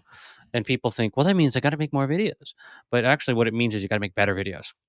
So Hmm. to me, at this moment, it's not about making a shit ton of content anymore. It's more about what is the quality of your content. So as that plays out, it can happen in different ways, but it's not even just the quality of it, but it's the energy behind it. Because if we're rushing to do things, then the quality is going to go down. But if you're responding to something, if you're let's say you do take the perspective, I want to post every day. It's good for consistency, but it doesn't have to be as hard as a lot of people make it. If you watch my content, you'll know that because I'll post a video of just me talking for 90 seconds one day, and then I'll post a video that's highly researched the next day. People tend to Hmm. think that if I need to make content, it has to be one dimensional or it has to be the same thing every time. But really, what people want is to see you as an authentic person once they get to know you and know that you're providing value. I do a lot of coaching one on one with people on how to do social media because I've had a lot of success with it. So a lot of people come to me, like I have creator mentorships that I do, where I teach you how to literally do this. And one of the tips I always give people is like, you've got to show people that you're going to give people value, but however you do that is your creative process. And there is no right or wrong way to do that. So if you want to do it with green screen background videos, if you want to do it with podcast clips, if you want to do it with just clips where you go on and say how you feel about your life, there's another thing in human design I didn't talk about. There's personal view and there's different types of views that people are meant to talk in. There's a collective view. There's pure. There's collective individuals. There's tribal individuals, and then there's collective not individuals. Uh, Circuitry is a better way to put it. There's collective circuitry, tribal circuitry, individual circuitry. So I have tribal and individual. I don't have collective circuitry. So what that means is tribal people are meant to uplift you and empower you. And the what was the first? I literally just forgot what the first one was. It was collective, Collective. individual, and tribal. Yeah, tribal uplift you, individual empower you, and collective kind of give you the overview of the collective Hmm. and give you advice. And so that's also a factor when it comes to how you're talking. It a lot of times I'm more personal view, so a lot of times in order to balance myself empowering people, I will talk about my personal view on things like what has happened in my life, like how I got to this point, how I came to this realization. And you'll see a lot of people will talk about that if they have that personal view. So it would be like, man, I've struggled with this and this is how I got out of it. It was more of like, this is what personally has happened. And other people might say, if they're talking about it in a more general sense, they might say, this is how you get out of this. And they won't bring in the personalness to it.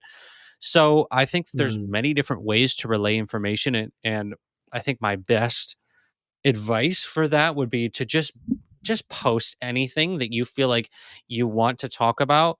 It doesn't have to be quality as in perfectionism quality, but I mean quality of energy behind it is really what I'm saying. So what that means is like last night, I'll tell you straight up a great example what happened. I haven't posted in like 2, 3 days, and that's not usual for me. And I felt this pressure last night to post something. And that was because I spent the entire day researching, not the entire, but most of the day. I had other things I was doing, but my free time was, and my goal when I woke up for the day was to make a video about Buddhism in reincarnation. And then I ran into the problem of in different parts of Buddhism, there's different views on the self. And then I got completely lost in, is there a self? Is there a no self? Uh, is there no self? It's kind of paradoxical, but Uh, is there? What is the self in Buddhism? And I got so lost. It took me so long, and I spent so much time actually trying to get down to it. I didn't have enough energy left to make the video, and it didn't feel like it was in my response to make it anymore. So I had the option: am I going to force myself to make this video because I need to make a video, or am I going to just wait and respond to it when it feels good? Does it feel good to do it tomorrow? Yes. Okay. I'll do it tomorrow before the podcast. Woke up, did the video, first try. Sometimes it takes me up to 10 tries, even more sometimes. What in a try basically means that I record something and then because a lot of times the way I record my videos is I record, stop, record, stop. I'll do a take and I'll redo that take because of I'm human. A lot of people think that people get this on first try every time. I don't. A lot of the times it's not first try, but I waited. I was in response.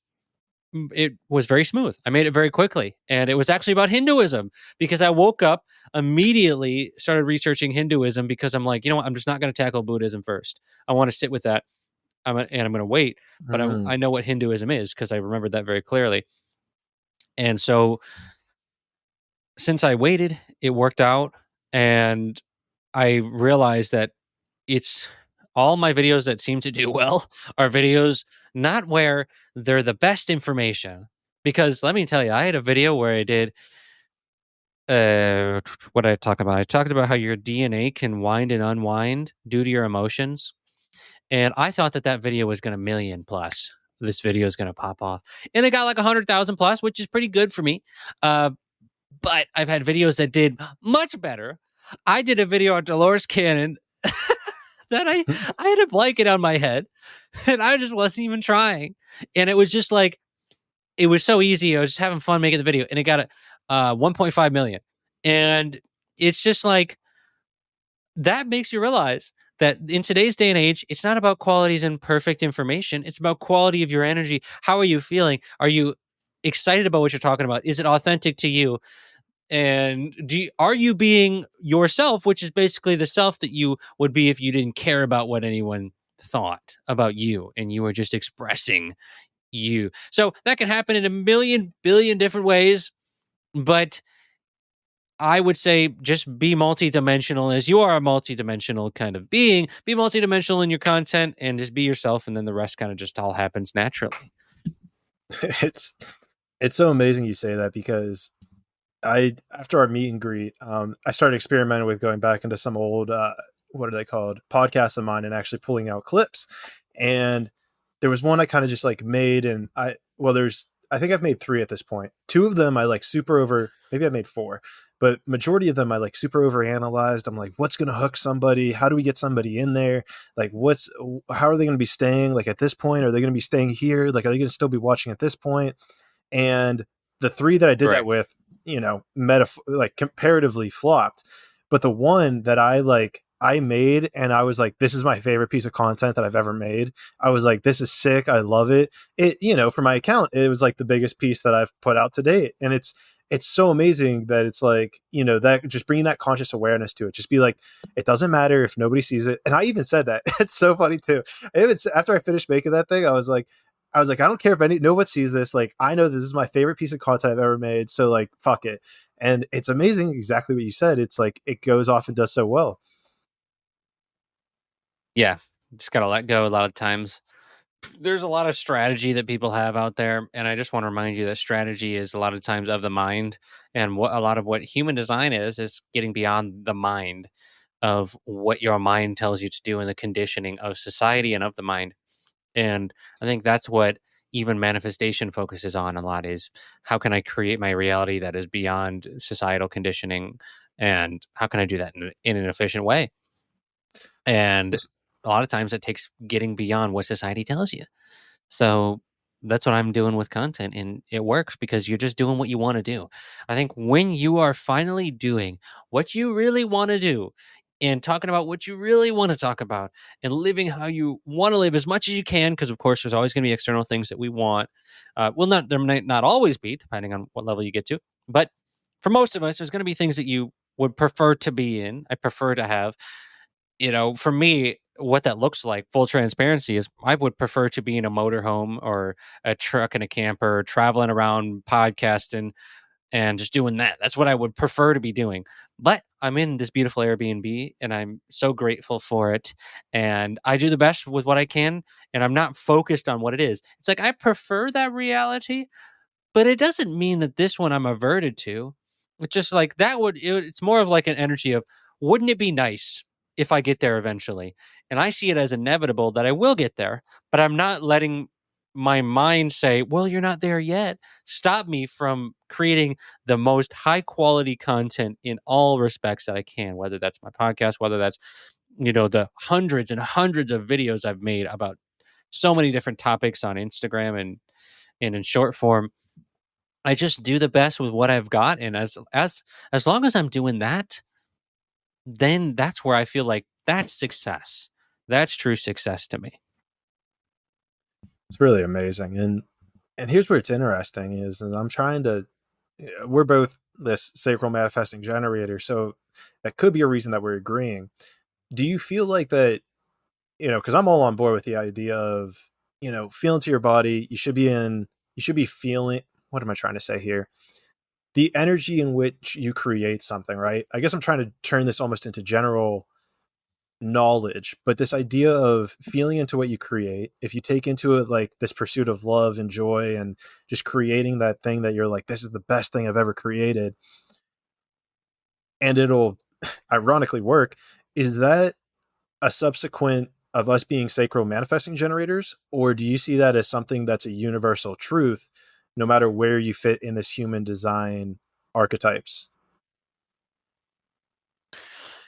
I mean, I think it's universal if you're enjoying something and you really are present with it and it really feels good, no matter what type you are. If something feels good to you, and you like it, that's it, right? That's success. That's there's different ways that other people will see success. I mean, there might be some of that is my own distortions, of course. It's not universal principles. So, for example, a lot of the higher, I wouldn't say higher as in a hierarchy, but when you reach states of consciousness such as enlightenment or these elevated states, you no longer are really even doing anything. You're so engulfed in your true state of being through self realization that you feel love no matter what. So it doesn't matter what you're doing at all. So I think that's actually, I wouldn't even say that that's human design. I'd say that that's more of a level of consciousness. And the levels of consciousness are something that I've talked about for years, Dr. David Hawkins' work, and we can go into that because that's always a fascinating conversation. But one of the levels is willingness. And willingness and how it goes, just so I can rattle these off for you so you can get an idea. They go shame, guilt, hopelessness, uh, grief, fear, desire, anger, pride, courage, neutrality, willingness, acceptance, logic, love, peace, joy, enlightenment. So it goes, It's that's kind of amazing how you it got all goes. And each this. level has its own energy. Like I said, I've been talking about them for years, so Yeah. we got them all down. I messed them up enough times, but each one I didn't memorize the numbers. According to Dr. Hawkins, they all have numbers as well, and so your different frequency of your body a lot of times will determine your perception. So someone who's in, let's say, neutrality is going to say something and perceive life very differently than what I just said. They're going to say, you know, I'm just neutral about what happens in the world. I'm just doing what I want to do, and that's it. Whatever happens is fine. Someone that's in acceptance is going to say, they've already passed willingness because acceptance is above willingness. So they're going to say, I'm already pursuing my purpose, because willingness is about, like, you have a higher calling and you want to pursue it just because that's what you feel called to do. Whatever that elevated calling might be. It might be in business, it might be in spirituality, it might be in anything, really. And so as long as you're putting in the effort, it's enough. That's willingness. And when you get to acceptance, it's like when you've accepted that no matter what you do, you're not only enough when you're putting in effort, but you're enough no matter what. And you've accepted that no matter what you're doing, no matter what happens, you're enough. And as someone who's in willingness a lot, because that's where a lot of shit gets done, I do see that I do have this trap of falling into, is that if I'm not actively doing something that I feel like is elevating myself or humanity, a lot of times willingness will fall into the trap of it's not enough. And then it'll start to get lost in, I need to put in effort, which is something that I do a lot. So I would say, in essence, to answer your question, it's not just about human design. I'd say that's more of like a principle of your perception. It's almost like a different layer, which is, and that's what gets really interesting, I think, whenever you start diving to this point of seeing all of these different ways to almost view the landscape of society, right? Like, there's, that a way to view it is fear, right? Like you can break down the where someone is in their frequency based off of if they're in fear, joy, and the spectrum in between. But then you have like human design, which puts this lens on it of like, okay, well, this is how you act or this is how you respond. And I don't know, I just find it an interesting mishmash of, okay, if you're in this state and you want to get to that state, then you use human design that then becomes this layer on top of, your circuitry almost, of which frequency you're trying to obtain. Conscious Monkeys. I've got something out there for all my coaches, anybody who has digital courses, anybody who's creating content, whether it's audio or video. You got to check out Superpass. Superpass is this super dope platform that I've been using now, and they're actually what has enabled my app to work. It's what's enabled me to start generating income and to help people more effectively. If you are a content creator, you create audio, video, whatever it may be, Superpass might be the choice for you because they'll provide you with your own app and they have a great online service to also help you out. So I'm not going to put in too much because everything they do is way too much to pack into this one ad. I will say go click the link below because that is where you'll be able to find all the information. This is an affiliate link and I wouldn't be promoting them if it didn't help me. Click the link below and go check out Superpass. With that being said, Conscious Monkeys, let's get back to the last segment of the interview. Yeah, human design, how I see it is human design kind of niches it down for you. So if you are a certain, let's say for manifesting generators in particular, just because it's my experience, you look at all those and you're like, where am I? And human design will tell you you're more than likely going to be dealing with anger and willingness. Those are like the two that MG, in my own experience, those are like the two that we experience the most. And it's kind of like that's the duality of those two.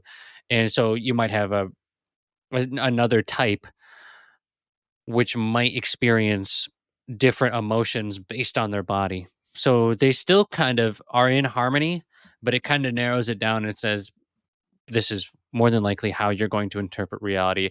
Not only that, but trauma. You might interpret trauma differently based on your human design. And so you kind of can understand that. And back when I was doing, I used to do courses and stuff on these different topics. And I did a course where I talked about how each emotional frequency has a repressive and reactive.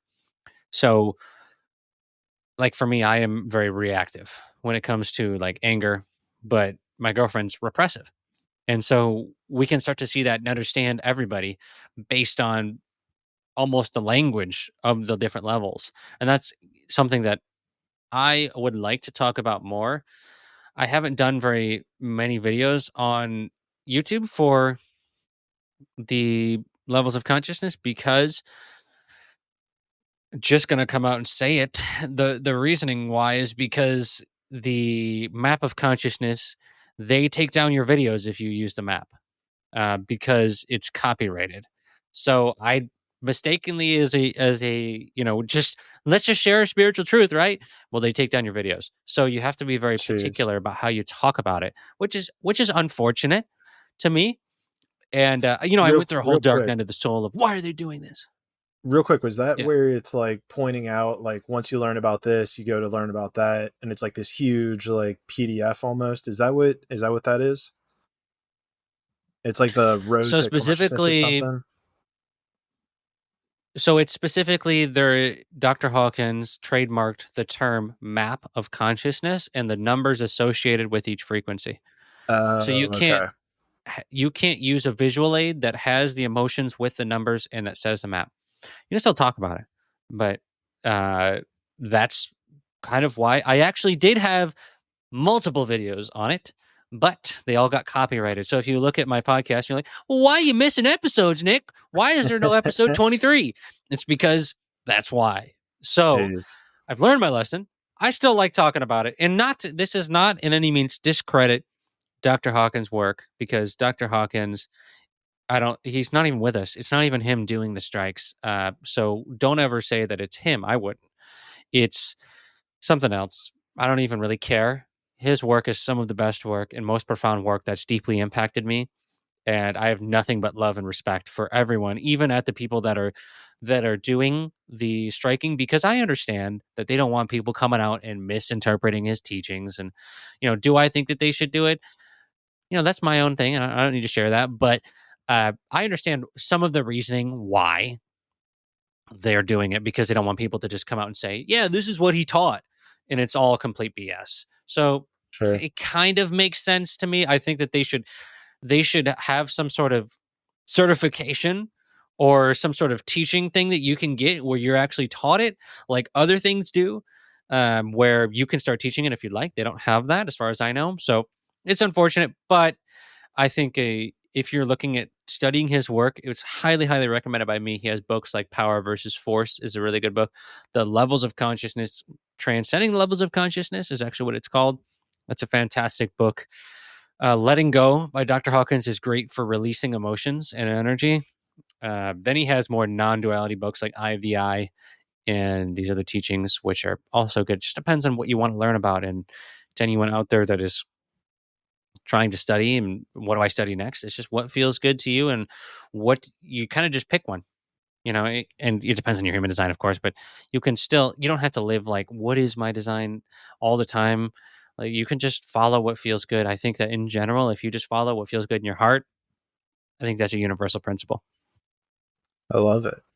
Yeah, it's very fascinating. Yeah, because what I was so to kind of shift the topic, we'll move it away.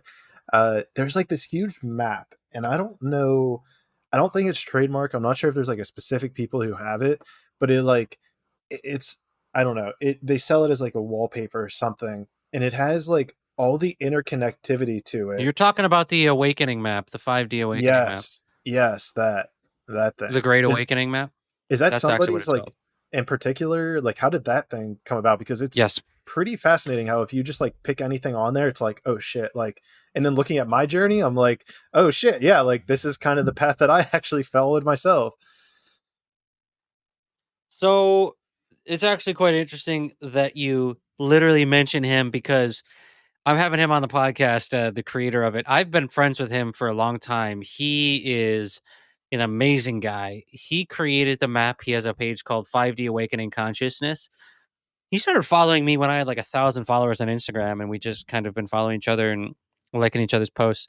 And so I don't have the specifics exactly of how Mhm. it came about and stuff. I'm going to ask him about it because I'm also fascinated in the map because there's so much information on that map. It's ridiculous how much went into it and how much he knew, how much he researched. So I'm not exactly 100% on how the origins of the map came, but he is an interesting fellow. And yeah, I used to have one of his maps. You can buy his maps and put them on your wall. I used to have one when I wasn't nomadic, but then I went nomadic and I'm like, I don't have anywhere to put it, and I don't want to ruin it and take it with me, but it's definitely a thing that I think everyone who's on the awakening path, it's a great practice to just go look at the. I think it's actually called the Great Awakening map. If you just go look at the map and look at all the different topics, and you see the scope of this reality, and you just start looking and picking things that you're like, oh, this is interesting. I'm going to explore, and yeah, it's a great map. Yeah, that's I must be like I must follow him or something because I know I've seen it like every now and then. And to your point, I think I had to like something happen where it's like you can't even it's so complex that you can't really even like zoom in almost like on it. Like if you go to his website or something and try to like zoom in, like it's so pixelated because of like how much information is on this thing that I'm sitting there just like, fuck, I guess I got to buy this thing so I can see like every single quadrant kind of together in a sense. But it's so cool. So, I mean, we can even just leave that as a teaser for whenever you're going to have him on your podcast. Yeah, I'll let you know. I'll report back, and I'll update you on how that goes and what he's like. And I haven't met him in person, and I'm not going. I think he's in Asia, Okay. somewhere in Asia, in one of the Asian countries. I think he's in Thailand, maybe. I don't know. I could be completely wrong. And even if, yeah, I have no idea where he is. But I know he's not in America. That's all I know because I can see the backgrounds of sometimes when he posts stuff, and it's not anything like American that I've seen. So, Well, but yeah, he's an interesting guy, and I wonder how he came across it. And for someone wondering what are some of the topics on the map, there's things like free energy, rainbow body, Tibetan rainbow bodies, samsara, the cycle of reincarnation. It gets into a lot of the more heavy, dense stuff about the nature of this reality, more of the negative, but it also talks about the very positive aspects. It talks about the rings of Saturn possibly being certain things. The It also talks about how there's different maps, right? There's another map that talks about how there's certain cycles that we're going through and certain timelines, and that certain things for humanity have to happen.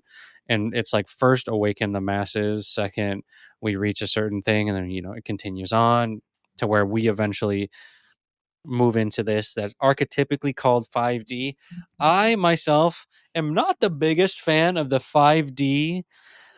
It's kind of funny. I'm going to talk to a guy who's about that life, but I see a lot of the times that 5D gets kind of skewed into a hierarchy by people who are just getting into it, uh, and they think they're better than other people, and that it's mhm. the only thing, and then they haven't went through the hero's journey to actually understand the nature of this reality, and they haven't went through the darkness, and they'll just be like, 5D, it's all there is. Let's go get into 5D love, baby. And it's like they haven't went through the deep dark night where you really have to come to terms with the negativity or the darkness and understand that it is one end of the magnet. You can't deny it. And that's what I see a lot of people in the 5D community doing innocently. There's nothing wrong with them. But at its core, the concept of 5D in terms of an emotional frequency is something that I used to link to the levels of consciousness too. That, basically 5D, if someone doesn't know, it just means love, joy, peace, enlightenment to me. These higher levels of consciousness. And I think the whole premise of 5D is that we're going to get to a point where we as a society are there, and we're all in that place of love and stuff. But I'm not one that's like, I don't think that's going to happen where we're all there. I think we're moving into the 4D is what they call it. And I think of 4D just as like, you're no longer in lower levels of consciousness. You're kind of in this logic, intellectual reasoning kind of higher mind instead of the lower mind.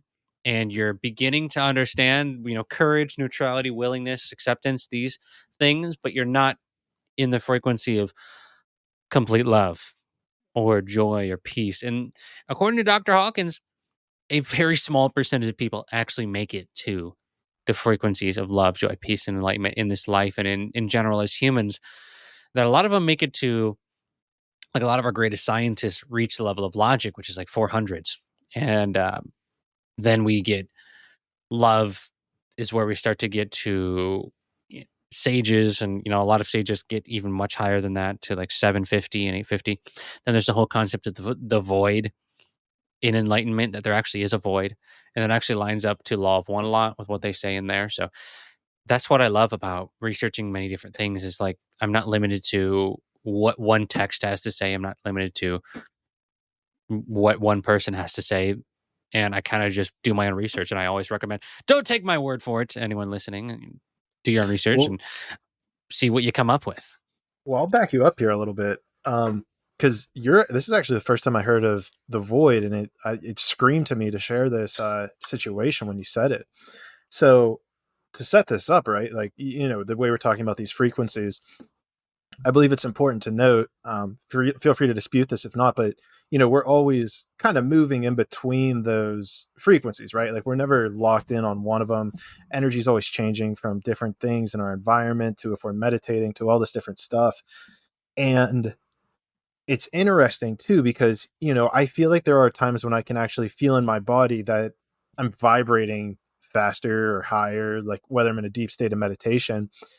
But where it got interesting is this idea of the void, and I actually haven't heard this in probably over a year and a half. And the first time I heard it, I was doing some sort of quote unquote yoga. It was like a more Eastern version where I was just like laying on my back, and the lady who was my neighbor was like basically reciting some sort of visualization. She started kind of doing some chanting, and it was interesting because there was a point where um, I'm clairaudient, so I kind of like started feeling this vibration increasing and this like sound in my ears getting louder and louder. But then I hit a certain point where like there was just this absence of any sound of almost anything. Like it was just absolute, like the sound and the vibration just all stopped. And it was for a very brief moment. And then afterwards I came out of it and she was like, "Oh, like how was it? Da da da." And I like explained it to her and she called it the void. So is that again, I mean, is that something that is that kind of similar to what you're discussing, or is that maybe a different void? Okay, so here we go down Here we another go. rabbit hole here. So the void. There's one thing I wanted to mention. According to Dr. Hawkins' work, you actually don't jump frequencies all the time. It's actually rather you have a baseline, and a lot of people only go up like 10 to 20 points in one life, which is maybe just moving from courage to neutrality. Like that's how Okay. small of jumps that people will make. Uh, but to in the same, you are correct in a way, but it's just that you're what he described, according to his teachings, again, was that you have different categories of your life, and so you might feel anger in your career, but that doesn't mean that you aren't in a baseline frequency of, let's just pick one, logic. Let's just say that you're in a baseline frequency of logic in the 400s. You get angry one time, that doesn't mean that your entire frequency goes all the way down. It means that you might just be experiencing anger in this one way, but for all the other areas of your life combined, you are still at logic, or it might take you down into willingness combined, because your sum vibration is not just of the moment like a lot of people think. It's also a sum total of all your karmic lessons Mm. and all the karmic propensities that are playing out, and all the different categories: relationships, career, finances, uh 20 million different categories. Those all combine to make your frequency. So if you're getting mad in one moment, you might lower that, but you're not going to lower the whole thing. Just the one perspective to contemplate. And then we can talk about the whole point of karma and reincarnation, and the whole point of going up the levels. What's that all about? But to answer your question about the void, let me go. Were you going to say something? Go ahead. I was going to kind of shift the topic a little bit. So if you got another thing to add on to the void, go for it. Yeah. So just to answer your question about the void is described as nothingness. There's nothing. There's no sound. There's no anything. It's like completely negate of all of everything. And this is a state that a lot of times that Buddhists thought was the ultimate state of consciousness. And in Dr. Hawkins' work, he says that the Buddhists actually made a mistake, that they thought that was the end, that is all, that's what everything is, nothingness. That's why you'll hear in a lot of these ancient traditions that nothingness is the ultimate truth. Not in a lot, to be honest. There's more that don't say that than do, but there are some that say that, mostly in Buddhism. But the void, and also Huang Po, Chinese. Sometimes the Chinese philosophy gets that mixed up too with nothingness. That's why a lot of Alan Watts used to talk about Zen and what is Zen. But again, that's a different direction too. But the void is essentially nothingness, and you can transcend the void with love, because the void is negating love. It's because when you don't recognize, it's kind of like when I said it was relating to the law of one. The law of one says that there's the positive and the negative up to the sixth density. And at the sixth density, the negative can no longer go on, because you can no longer refuse the other end of the magnet, because the positive accepts and loves the negative, but the negative does not reciprocate that. So the sixth density is such a unifying vibration that it must accept the positive. And you literally, there's not been one known entity to ever make it far along the sixth density path, because at the beginning of sixth density, as negative, you can't go any further. So when we say the void, what we're saying is that if you negate everything, and you negate love too, because that's what the negative does, you will reach a state of pure nothingness. When you transcend that state, I think the nothingness in the void is calibrated. I think I don't remember. It's been a while. It's probably somewhere 750 to 800. It's in that area. The levels go all the way to 1,000. 1,000 is the top of enlightenment that the body can take before it turns into a Tibetan rainbow body, essentially. Which is crazy in its own right. Yeah. So when you get past 800, you start to incorporate love, because love is a innate quality of the presence of God or divinity, as you can say. You can say God, you can say the creator. We talked about how there's probably a creator of the simulation. I don't like to use the word God, because people start to personify God and they think that it's a person. So that's why I don't, it's not that I don't believe there's a creator, but when I say God, people start to think there's this dude with a beard. As Billy Carson, Forbidden Knowledge, would say, there's no Sky Daddy. He used to call it a Sky Daddy. That's what people think that there is. But I'm not insulting it by any means. It's like, that's really what people think there is. There's a dad in the sky that decides everything. And, I had a large portion of my journey where I thought the same thing. But as you get on in this field, you open up, you see that there's much more than we could possibly imagine. And so the answer to the question is that beyond the void, it's a love that we cannot comprehend. We can't describe it really even as love. I think love is a close estimation. But what I would say is that it's a unifying love that is completely unconditional, that never ends and never goes away, and that is within us all, but we just don't know it. And that is what the universe is. It's a game of thinking that you are not love. It's a game of believing that you are not love, or that you don't have that within you, and that it's not always present. And that's why I think a lot of times when we think about Hinduism and Buddhism, getting out of reincarnation is realizing the love. And that's what Law of One even says: 50% or more in service to others. That's how you move on from this density. They're saying this, all three are saying kind of the same thing. They call it different things. They say you got to do different things. There might be certain stipulations depending on Buddhism, Hinduism. But to keep it simple, love is essentially what we are experimenting with. And I think that people think through my research that this is not supposed to be this way. But I would say that it is supposed to be this way, that we are on track, that Earth and humanity is exactly where it's meant to be. Because right now, think about, this is just a thing that I really would love you to contemplate. Think about how long humanity has been in a state of perpetual war, through the thousands and thousands and thousands of years. How many wars have been happening? Now, if karma is a real thing, if it's a thing that many different traditions believe that, oh, this is actually happening, and again, equal and opposite reaction with science are kind of saying the same thing in science. If this is the thing, then what's happening is that we think, oh, why are we not in harmony? Why are we not doing this? Why are we all against each other?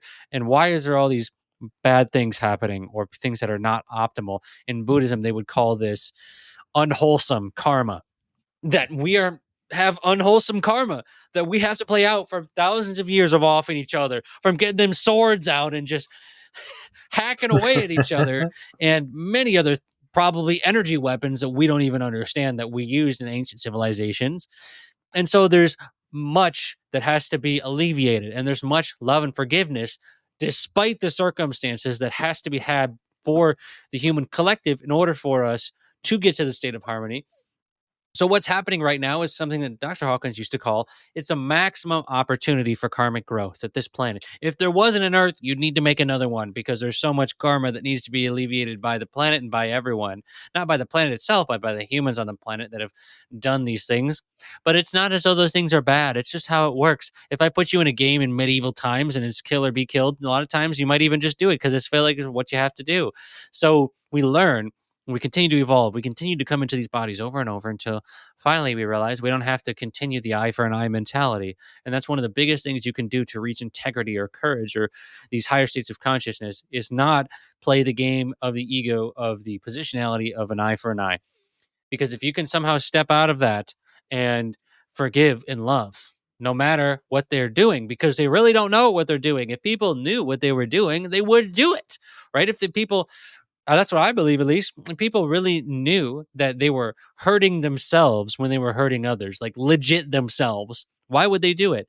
If they really knew the harmony that existed within all beings, literally within them, and that it is accessible at all times, no matter what happens outside of them. If they knew that, they would do it, or they would at least, it depends on the trauma. I'm not saying immediately. I'm saying if they came into the game. I'm not saying if you told somebody that this was the answer, because Ascended Masters have been trying to do this for thousands of years. But I'm saying if you had rules when you came into the game, or if somebody gave you a piece of paper or anything that said, this is how the game's played, this is what's happening, love is the answer, this is how you alleviate karma, people would do it. Not only just to alleviate the karma, but because that's what feels good to us. But we just don't realize that it feels good because we think that if we get this ego juice of doing the eye for an eye, we'll feel better. But in truth, we'll feel better when we actually love and forgive them, because we realize that it's not about them even. It's about all of us together in harmony and unity.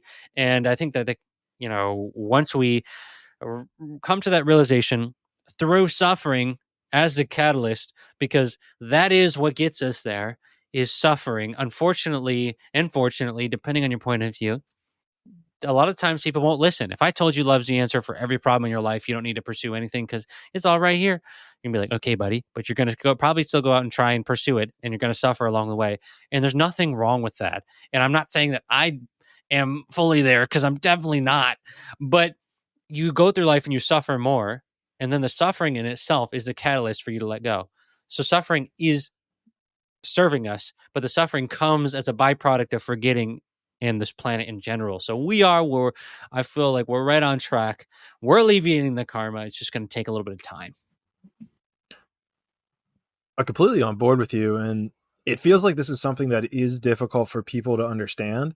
And through my personal experience and research, I think it might come down to whether or not you believe in the idea of reincarnation. Because this was actually something that I very recently kind of touched on, was about these bad things happening to people. And, people get very defensive about it. It's like, how could you possibly say that bad things are needed in order to it's a very interesting conversation that has been coming up a lot recently. It's like this idea of, the karmic cycle, right? It's like, how am I supposed to make progress if I don't understand the repercussions of not making progress? Or maybe better put, how do I know that love is the answer if I don't experience what it's like to not take action out of love? Even in our human design conversation, how is it that I'm able to understand that I need to listen to my gut feeling if I don't actually? How do I know that I'm in my response if I'm how do I know that I need to act out of my response if I am always trying to initiate, right? Because I have a whole a whole bunch of probably a file full of examples of whenever I've tried to initiate and it just falls flat on its face. And I've learned from the response that it's like, okay, like I just need to wait for my body to respond. And so, I guess maybe I'm just trying to propose this as a what's the word I'm looking for here? As kind of like a yellow flag to just make sure that when you talk about this with people, make sure they're on the page of like reincarnation being a thing. Because if people don't believe in reincarnation, then this whole idea almost falls on his face, doesn't it? Because then you get kind of trapped in this whole ideology of like good things happen to bad people. We can't explain why, but like, nobody's supposed to suffer, and I can already feel it. It comes from a lower place of consciousness, a lower frequency of being. And where am I trying to go with this? Do you have something to add? Or am I don't know, I just got this feeling that Yeah. you had something to So yeah, so if you think about why do good things happen to why do bad things happen to good people, and how could people deserve this? I think one of the only things that does explain that is reincarnation, as we talked about. But a concept that I want to really hammer home is that, as difficult as this might be for some people to hear, and as controversial as some people might think this is, it's my truth. We can never assume the innocence of anyone in terms of karma. We don't really know.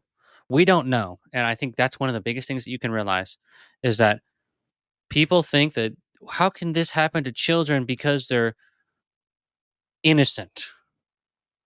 And it's like, but how do you know that? That is the thought experiment to really think about. Because if you are saying that they're innocent, you're really just, you have no solution as to why it happens. And I want to remind people that it's not only karma that determines this. And I think if you haven't made it to this far in the conversation, you might get salt in the comments. And I've already commented. So I'm just going to go back and, it's fine. It's just the way she goes. But I add. just want to Whatever. say one more factor that also determines this, and it is choice. And it's choice in the sense that there's a whole, depending on where you're coming from, there's a lot of evidence to say, let's just say this, that Dolores Cannon, Dr. Michael Newton, many lives, many masters, there's these past life reincarnation, not even past life, but they're tapping into simultaneous time where they were in the spirit world prior incarnation, but they're experiencing it in the moment. And they realize that they might have chose this situation. And I want to remind people that when you choose something, it might be for karma or it might be for a catalyst. Not only have I heard stories of people choosing things for karma, but somebody might choose to come to a uh, might come into a life and leave the body as a child at a young age due to some reason, but that they're doing it so that the parents will learn a lesson and that they're not even suffering while they're doing it. But people think that they are, but they're actually, it may have some people call these contracts, but they're coming in to help maybe someone that they care about in the soul or spirit astral world learn something. Or there's another way that this could be, which is something the Law of One talks about, which is a concept called wanderers. People like to commercialize this and call it star seeds, but the true origination of that is actually from this concept called wanderers in the Law of One. And what it means is that there are higher density beings that choose to come back into third density form to help humanity evolve. And that they may choose a life that is more difficult, more strenuous, harder so that they can awaken themselves during the dream or the game. And Mm. so if that is what they're doing, then they didn't have karma to have that happen. So it's not the only thing, it's just one factor in this infinite game that we're playing. So there are choices.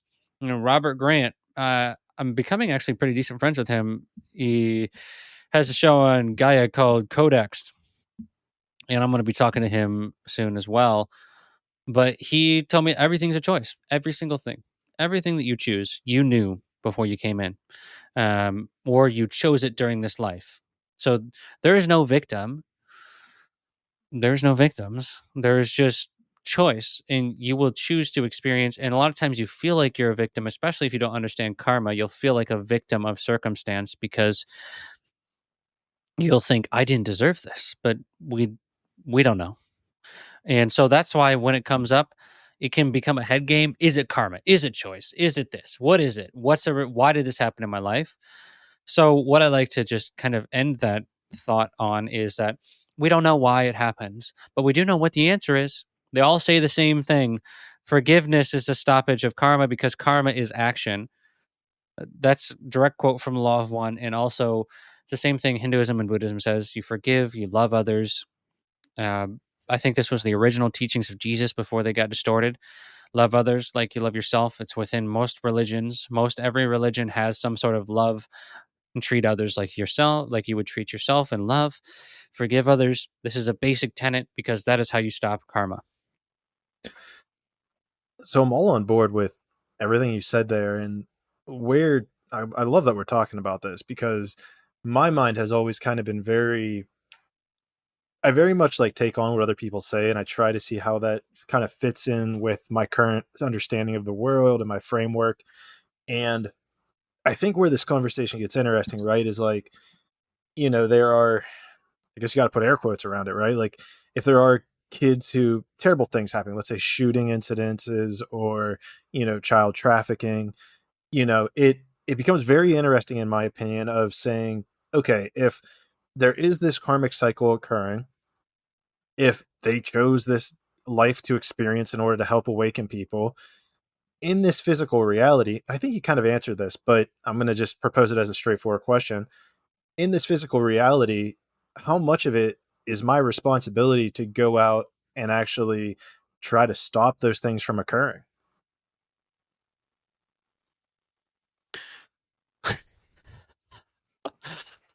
Yeah, that's a great question, man. The law of one, and there was a specific part of the law of one that they asked a Take your time question. I with don't it know if you exactly need. how they word it. Yeah. So I'm trying to remember the exact quote so I don't scuff it too much. The law of one is written in a Q&A format. And so there's questions asked and then answers given. So the question was asked, if there are kids starving in Africa, do I let them starve because it's what, like what we're talking about? Am I supposed to just let them starve? Am I supposed to do good? Like, what am I supposed to do here? Or do I feed them? And the answer was, the response is feed the kids. That's what the kids need. You feed them if you have the resources. But if you can't control it, there's nothing you can do. So you just got to understand so you don't suffer and so that you can help the world. And, there's a lot to that question. It's a difficult question to answer. But I think the response to to things that you can stop from happening, it wouldn't be in your field if it wasn't part of your opportunity to alleviate your own karma or you wouldn't have any control. So I say that the universe is so intelligent that it will give you situations to clear your own karma and to love and forgive. And if you have that opportunity, you take that opportunity, not only because it will help others, mostly because it will help others, but it will also help you in the sense of like, it will help you reach a state of suffering less. And so we want to help the world as much as we can. And I think that this whole game is smart enough to know I'm going to put you in this situation. If there's this lady crossing the road, she looks like she's going to get hit, and I'm there, I'm going to help her. If I'm not there, I'm not going to say that it's wrong that it happened. because I don't know. That's one of the biggest tenets of my teachings that I really try to relate to people. There's something I originally heard from Alan Watts many years ago, and it has stuck with me to this day. The amount of given knowledge that we could obtain in any moment is infinite. We'll never know the full story of why things are in this life. We won't know because it's impossible for us to fit it in our brains, every single minute detail. Not even in our brains, because I think our brains are more of a receiver, but we just don't have the capacity to even do that. So there's an infinite amount of things happening that we won't really know the reasons why they're happening, and all we can do at our best is guess as to why this story is playing out, and what have other humans come to as conclusions, and what have I experienced in my life that could lead me to have a more harmonious point of view. Because again, I don't think there's a point of view that can explain at a greater length and detail, and more in harmony and more in perfection of everything that's happening than reincarnation as to why these things happen. But in essence, if you have an opportunity to help, to serve others, you take the opportunity. But if things are out of your control, then let them be as they are. I think that's an excellent answer.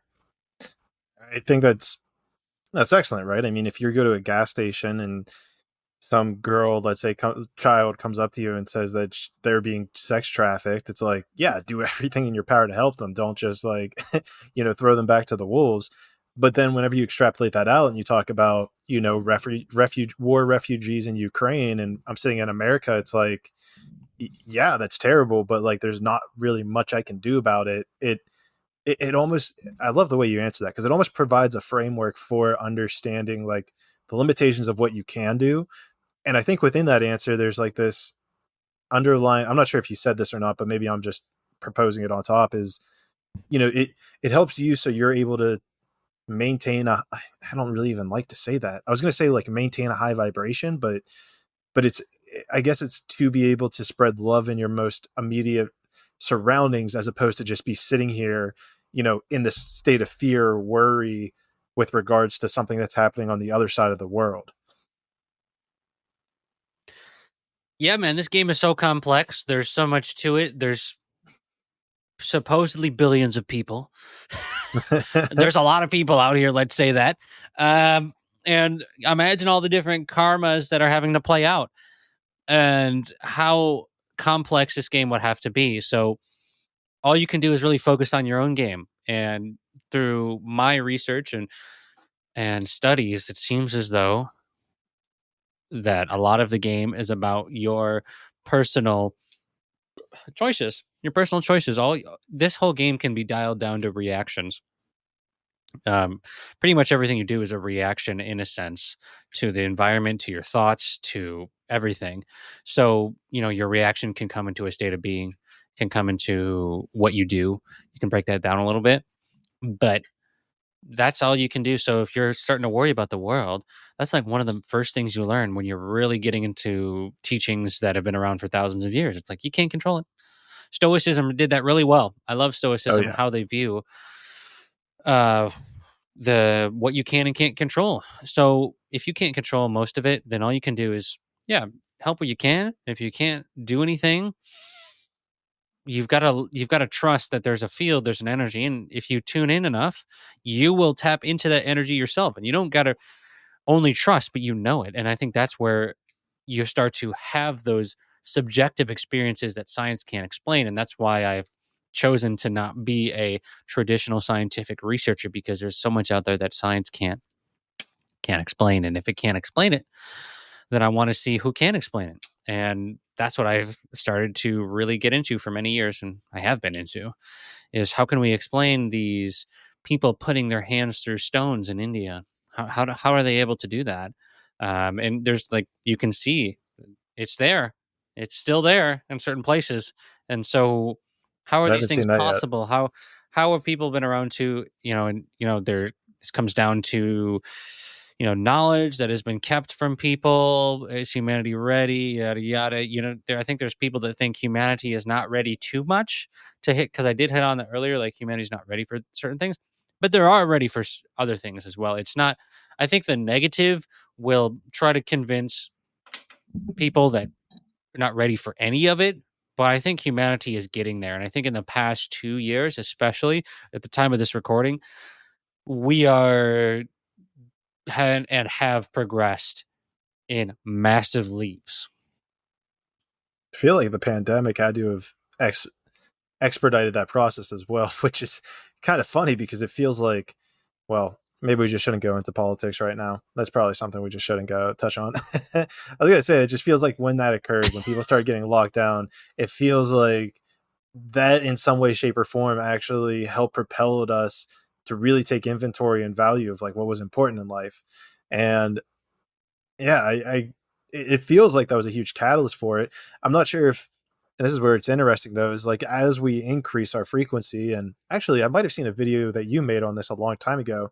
It's like, you know, if you're at that state of joy or something, it like is equivalent to the frequency of someone who's like in this of like 10,000 people or something who are in the state of fear. And so I guess there's something to be said for as more people start to raise up, I assume that there would be like this exponential kind of curvature that occurs within the consciousness of humans as a whole that would then, you know, take us on that catalyst upward. Yeah, I mean, as a human, one of us can lift up 70,000 plus, even much more than that, uh, just by our own level, by our own state of being. And a lot of people forget that and they think, oh, I need to do things to help humanity in terms of like physically doing things. But one concept that I think is often forgot is that you can actually just raise up the ocean. Because if you think of humanity's consciousness as an ocean of water, and if I am dumping water into there, like I'm feeding it so much that the entire, imagine everyone is floating on the water, imagine everyone else goes up, and when everyone else goes up they feel more harmonious. So if I'm bringing in that, just as Dr. Hawkins used to talk about, there's only a handful of people on the planet that have ever reached 1,000 or enlightenment, like the highest levels of enlightenment. There's a lot of people that have reached, not a lot, but probably like 10 to 20 that have reached 700 plus in the billions of people that have ever existed. So that we know of, that in not in all of his, I'm sure there's been some that we don't know of, but in our recorded history so far, there's only been a couple. So if it's a logarithmic scale, which means 10 to the, I just want to really hammer home how big of a difference this can be. Think about 10 to the 20th. Okay. How big is 10 to the 20th? It's 20 zeros behind 10. Okay. That's the lowest level of consciousness. That's the lowest. Okay. We think a million's a lot. Millions is 6 zeros. So that's how much the human body at the lowest energy can have. Now compare 20 zeros to 1,000 zeros and think about the difference. Because we think about the difference between I don't a think million and a billion when it comes. I don't think you can conceptualize that. So when I say raising the ocean, yeah, right. It's almost, it's impossible to really comprehend how much of a difference that is. So when I said earlier that you can raise your level of consciousness by 10 or 20, that means it would be like if you were at courage is 200. So say you go to 210, you're going to add 10 more zeros. That's a lot, actually, because the difference between, again, a million and $1 billion is a lot. So when we think about the power that each individual human has, that they don't realize it because they're so caught up in the game, and the game is what it is. It's not bad by any means, but they're caught up in the game of whether it's relationships, finances, feeling this way, their ego. It can be encompassed archetypically as just ego games. They're caught up in the game so much and positionalities that they don't realize that if 10 of us, 10, right now we have hundreds of thousands of followers. And if 10 of us were to reach a state of enlightenment, do you know how much of a difference that would make in humanities?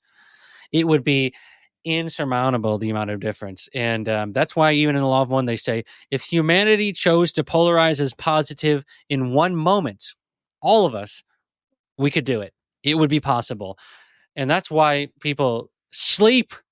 I'm not saying that's why, but this is just another thing to point how people sleep on the power of humanity.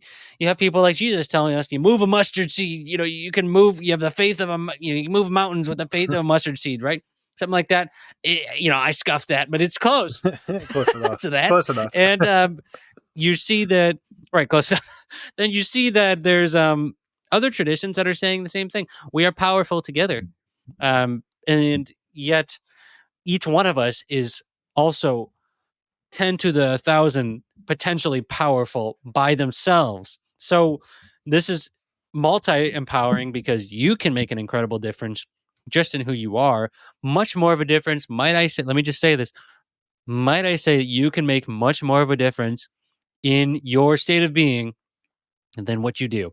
Just going to say that. That's why you see, and let the proof be in the freaking pudding. Look at all these ascended masters that just sit and they meditate and they do. What do? They just are in that state of realization. People don't realize how much this helps humanity because it's not tangible. We want to see people spend billions of dollars to do this or to do that because we think that's what helping is. But the real heroes of humanity are the people that are holding up humanity by the freaking overalls with their own level of consciousness. So we got to say shout out to all the people that have realized this for thousands of years, because this is not something that is new. What I'm saying is not new at all. This has been something that has been around, again, for thousands of years. And it's something that you can't prove to a scientist. It's something that you can't say, well, this is the amount of difference it makes. It's not quantifiable. And that's why it's so hard for people to imagine and actually surrender to that process. And only people that have reached a certain level will do that. I mean, I'm not at that level. I'm not there. I've got plenty of things that I want to do. I've got plenty that I'm interested in doing and helping the world in certain ways. And, that's why I think Hinduism and Buddhism both are like, yeah, you might not even reach it in this lifetime. You just got to keep generating good karma. Like, it's well known that, yeah, it may be this lifetime. It's possible, but you don't expect it. It's not like 0 to 100 real quick, which it's said that certain beings have done that. I've heard certain teachings that have said Jesus had one lifetime and he went from 0 to 100 or 0 to 1,000 real quick. And, the Buddha is kind of the opposite, that he had many, many lifetimes, and it took him lifetimes of effort and forgiveness to get to the point where he became a Buddha, which is an awakened one, essentially, is how that's translated, or one who knows, however you want to put that translation. So it's not something that you have to obtain. I think some people get lost in that. I'm more just on my personal viewpoint that I really resonate with the teachings of the law of one, that if you are more than 50% in service to others in whatever way, state of being, doing, then that's enough. That's enough to move on to the next density. And I've seen that in my own life, and I've felt into that. And I could absolutely be wrong, but that's what feels good to me, and I'm going to keep following that. Well, even that's like an interesting point, right? Of like what feels right, and that's something that science can't really account for, right? Is going into that intuition of like what feels right, what feels like the next decision, what feels like it makes sense, what feels like it's the right answer. And it feels to me like there's a whole bunch of truth that can be derived from what feels right. Even going back to my story in the Akashic records, like if it feels right that this is what occurred, and if I see the physical manifestation of it, eroding that addiction, it's like then that feeling of it being right almost intrinsically makes it right. And I don't need any sort of scientific physical world object to tell me that it is right, because now that I'm trusting my intuition, it is right. Yeah, that's the whole framework for the levels of consciousness, my friend. It's kinesiology muscle testing. The whole premise is that when you're at the level of 200 or above, that your body stays strong in the presence of truth. How they do that with his work is that you put your arm out to the side and you have somebody test you, and they'll say something or they'll put something close to you. For example, a classic that Dr. Hawkins used to use was, if you put an artificial sweetener up to your heart and push down on your arm would go weak because it was in the presence of a life-taking force, and that wasn't in truth. It was in what he called falsehood. But if you put an apple at your heart, somebody pressed down, it would be strong because it was in the presence of life-giving forces, Interesting. life-affirming, whatever you want to call that. So the premise there is that he wrote a whole book called Truth versus Falsehood, and he kinesiology muscle tested ridiculous amount of stuff.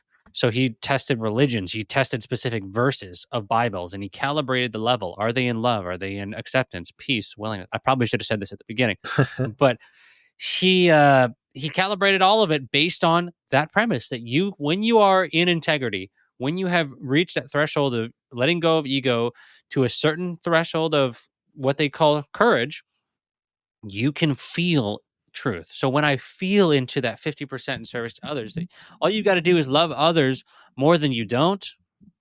51%. That's it. That feels like truth to me. And that's why I can't explain that. And everybody has their own opinion. So you could say anything about that, but that's just, again, how I feel. That's where it gets interesting too, is, in Dolores Cannon's book, which one was it?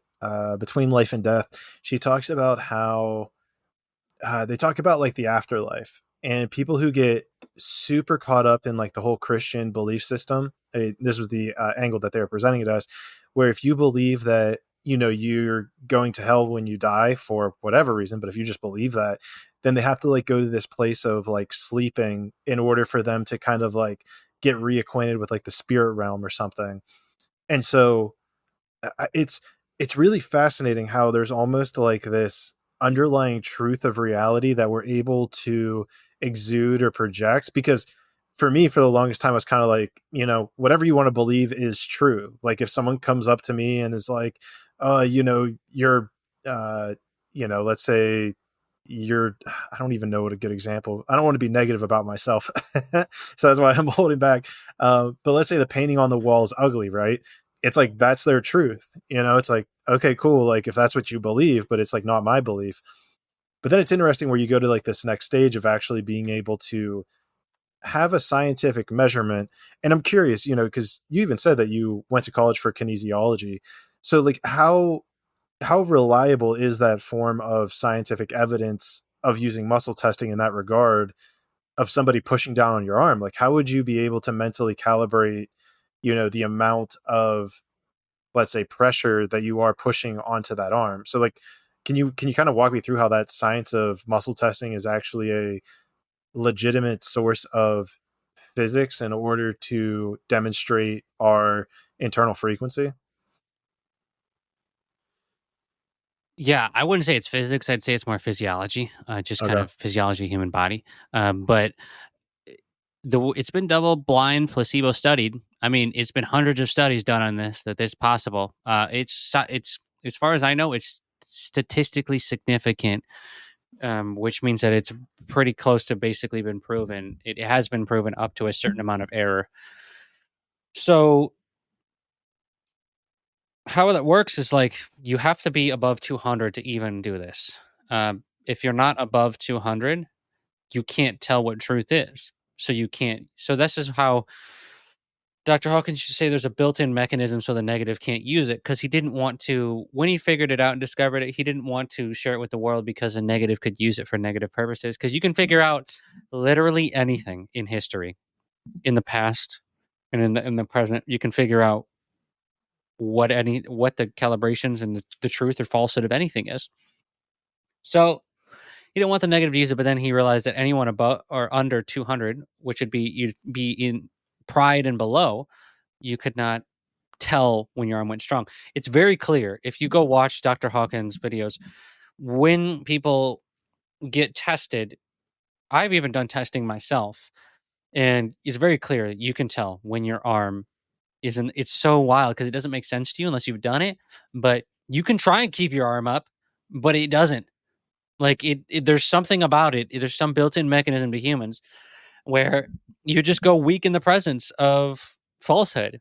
And it's hard for me to explain to you how that works, but it's like you'll stay strong, but then you'll have because it's instant. Because a lot of times when they're testing, they won't even tell you what they're testing. For example, they might say, "Does the thing that I'm holding in my mind calibrate at 200?" And if it does, say strong. And then so the person has no idea of what they're saying. Uh, So that way there's not an error of the person just wants to believe it or doesn't want to believe it based on their own positionalities. But it's very hard to do. This is not something that is super easy to do. I know there's some people out there that have spent their entire life or most of their life dedicated to 20 years of research and millions of calibrations, not associated with Dr. Hawkins, trying to figure out how to get it to work. So it's an interesting thing, but that's kind of the basis, and it takes a lot of trial and error. But once you have a good tester and a good, I guess you could say, person who gets tested, a then good it's testee. something that works. Right. Right. That's super cool, man. Um, yeah, there is one more question before we get you out of here that I had for you. Something that, because you love talking about the games, the video games, the way the universe is set up as a game. I was curious because there was something I came across before my spiritual awakening when it was like trying to get more stuff done. And maybe there's an answer in here that actually relates to human design as well. But I remember finding online something that was talking about like gamifying your life. And if you go on YouTube, I'm sure you can find plenty of videos that are like about gamifying your life. And they broke down how why video games keep people's attentions. It's about, making progress to the next level. You can actually track and measure your next level, like how much XP you have and when you'll get to the next level. And there's an element of challenge in how whenever you level up, there becomes a bit more challenge. It becomes a bit more difficult to get to the next level. So I was curious of, I guess, have you ever come across this idea of actually taking elements from I don't want to call it lower frequency, but like video games, implementing it into your own life to, I guess, spice up your life? And if so, or if not, how does this even kind of jive with the whole human, what was it, human design that we were talking about earlier? So when you say elements of the game, can you give me some examples? Because I haven't heard of it Oh, in that okay. way. Sure. I mean, you could break this down. I think the main metrics is like making, milestones for yourself. Like say it's making uh 5 videos or something. You make 5 YouTube videos, you give yourself a reward of some sort. If you're writing an essay and it's like a 10,000 word essay, you give yourself a reward after 10, then you give a reward to yourself after 100, then after 1,000 words. So that way you're like implementing this game process in order to kind of like level up. Like you know how like characters level up and the way that uh Yeah. you become stronger and all that stuff. And so the idea is just taking that and applying it to your own life where you're then setting up this system of rewards and small challenges that then turn into bigger challenges. Yeah. I mean, that's how you progress in a physical sense. You can really do whatever the hell you want. You just gotta um, set the goal. And we didn't even talk about law of assumption or Neville Goddard at all today, but it's been a big part of my journey. Understanding that everything is imagination, and if everything is a thought, like I said at the very beginning of this conversation, then we create everything with our thoughts. Not only thoughts, but people don't realize that thoughts and feelings a lot of times go together. So it's not only just thoughts, but it's also feelings. So to not get too far down that rabbit hole, because we've talked about it a lot today already. Let's just say that the gamifying is absolutely great. 10 out of 10 would recommend. Cool. So let's wrap it up. I mean, dude, you've dropped immense knowledge. I appreciate it. I love giving the floor to my guests. If you have anything you want to promote, we briefly talked about your podcast and your book. If you want to promote those, if you want to encourage people to do something, the floor is yours. And with that being said, I will grab any link that you want to send me, or maybe you already did send it. I'll throw those in the show notes below. So feel free to reference those at will. Yeah. So first off, hope you enjoyed the podcast today, my friends. Thank you for having me on. It was an incredible episode. I feel like there's a lot we dropped in there, and yeah, just grateful to be here with you. And so I have my book, 10 Secrets of Awakening. I cover, like I said earlier, reincarnation. I cover quantum physics, the science behind it. Also, some things we didn't talk about, external influences on consciousness. Because you're not going to talk about a whole book in one podcast. There's no shot. But Maybe next check that time. out if you're interested in a lot of the topics we talked about today. Yeah, and the time, right? So check that out. Other than that, I've got that. My major things right now are I'm just making content short form for Instagram and University Game. My podcast is my it's like my child. Uh, that is where I have most of my in-depth conversations, and I'm starting an in-person podcast tour starting on the October 14th, and I'm going to travel around from Texas to California to interview as many people in person and really have some in-depth conversations. So I'll be talking to Robert Grant. I'll be talking to hopefully some other big names that I already have on, but I don't want to reveal too much because what's the fun if it don't save some stuff, right? So that's what I'll be doing here is making more podcasts, be putting out clips and shit and having fun along the way, not taking it too serious, playing the game of life and that's pretty much it. Other than that, I dropped my link tree for you, so you just put the link tree and you can find all the things that I do. And yeah, I've got if you want to take my classes and shit, I hold classes every couple months. I have multiples of those classes that are previously done in my Patreon. Got a Patreon that a lot of people like where they take the classes that I already have and meditations and all that good stuff. So that's pretty much it, my friend. It's an honor, man. I'm super grateful for your time. That's pretty much it. So there's tons of shit you can get from you. So that's the important thing. Um, Dude, Nick, this was awesome. I mean, dude, super grateful for your time. Thank you so much for coming on, sharing your knowledge. Uh, you know, I really don't have much else to add. I mean, next time we do this, it'll have to be in person. That's like the only thing because I could tell there's a little delay here, but yeah, man, I'm hoping I'm going to come out to San Diego. So we'll see how that all plays out. We'll stay in touch, man. But I know we'll definitely have to have another conversation in the future. But until then, Conscious Monkeys, thank you so much. If you're still listening, God bless you. This is awesome. I'm glad you guys are absorbing all this. Go check out Nick on all of his stuff. That's how I got to know him, and that's why this whole thing manifested the way it did. But with that being said, love you all, and I will see you guys in the sixth dimension.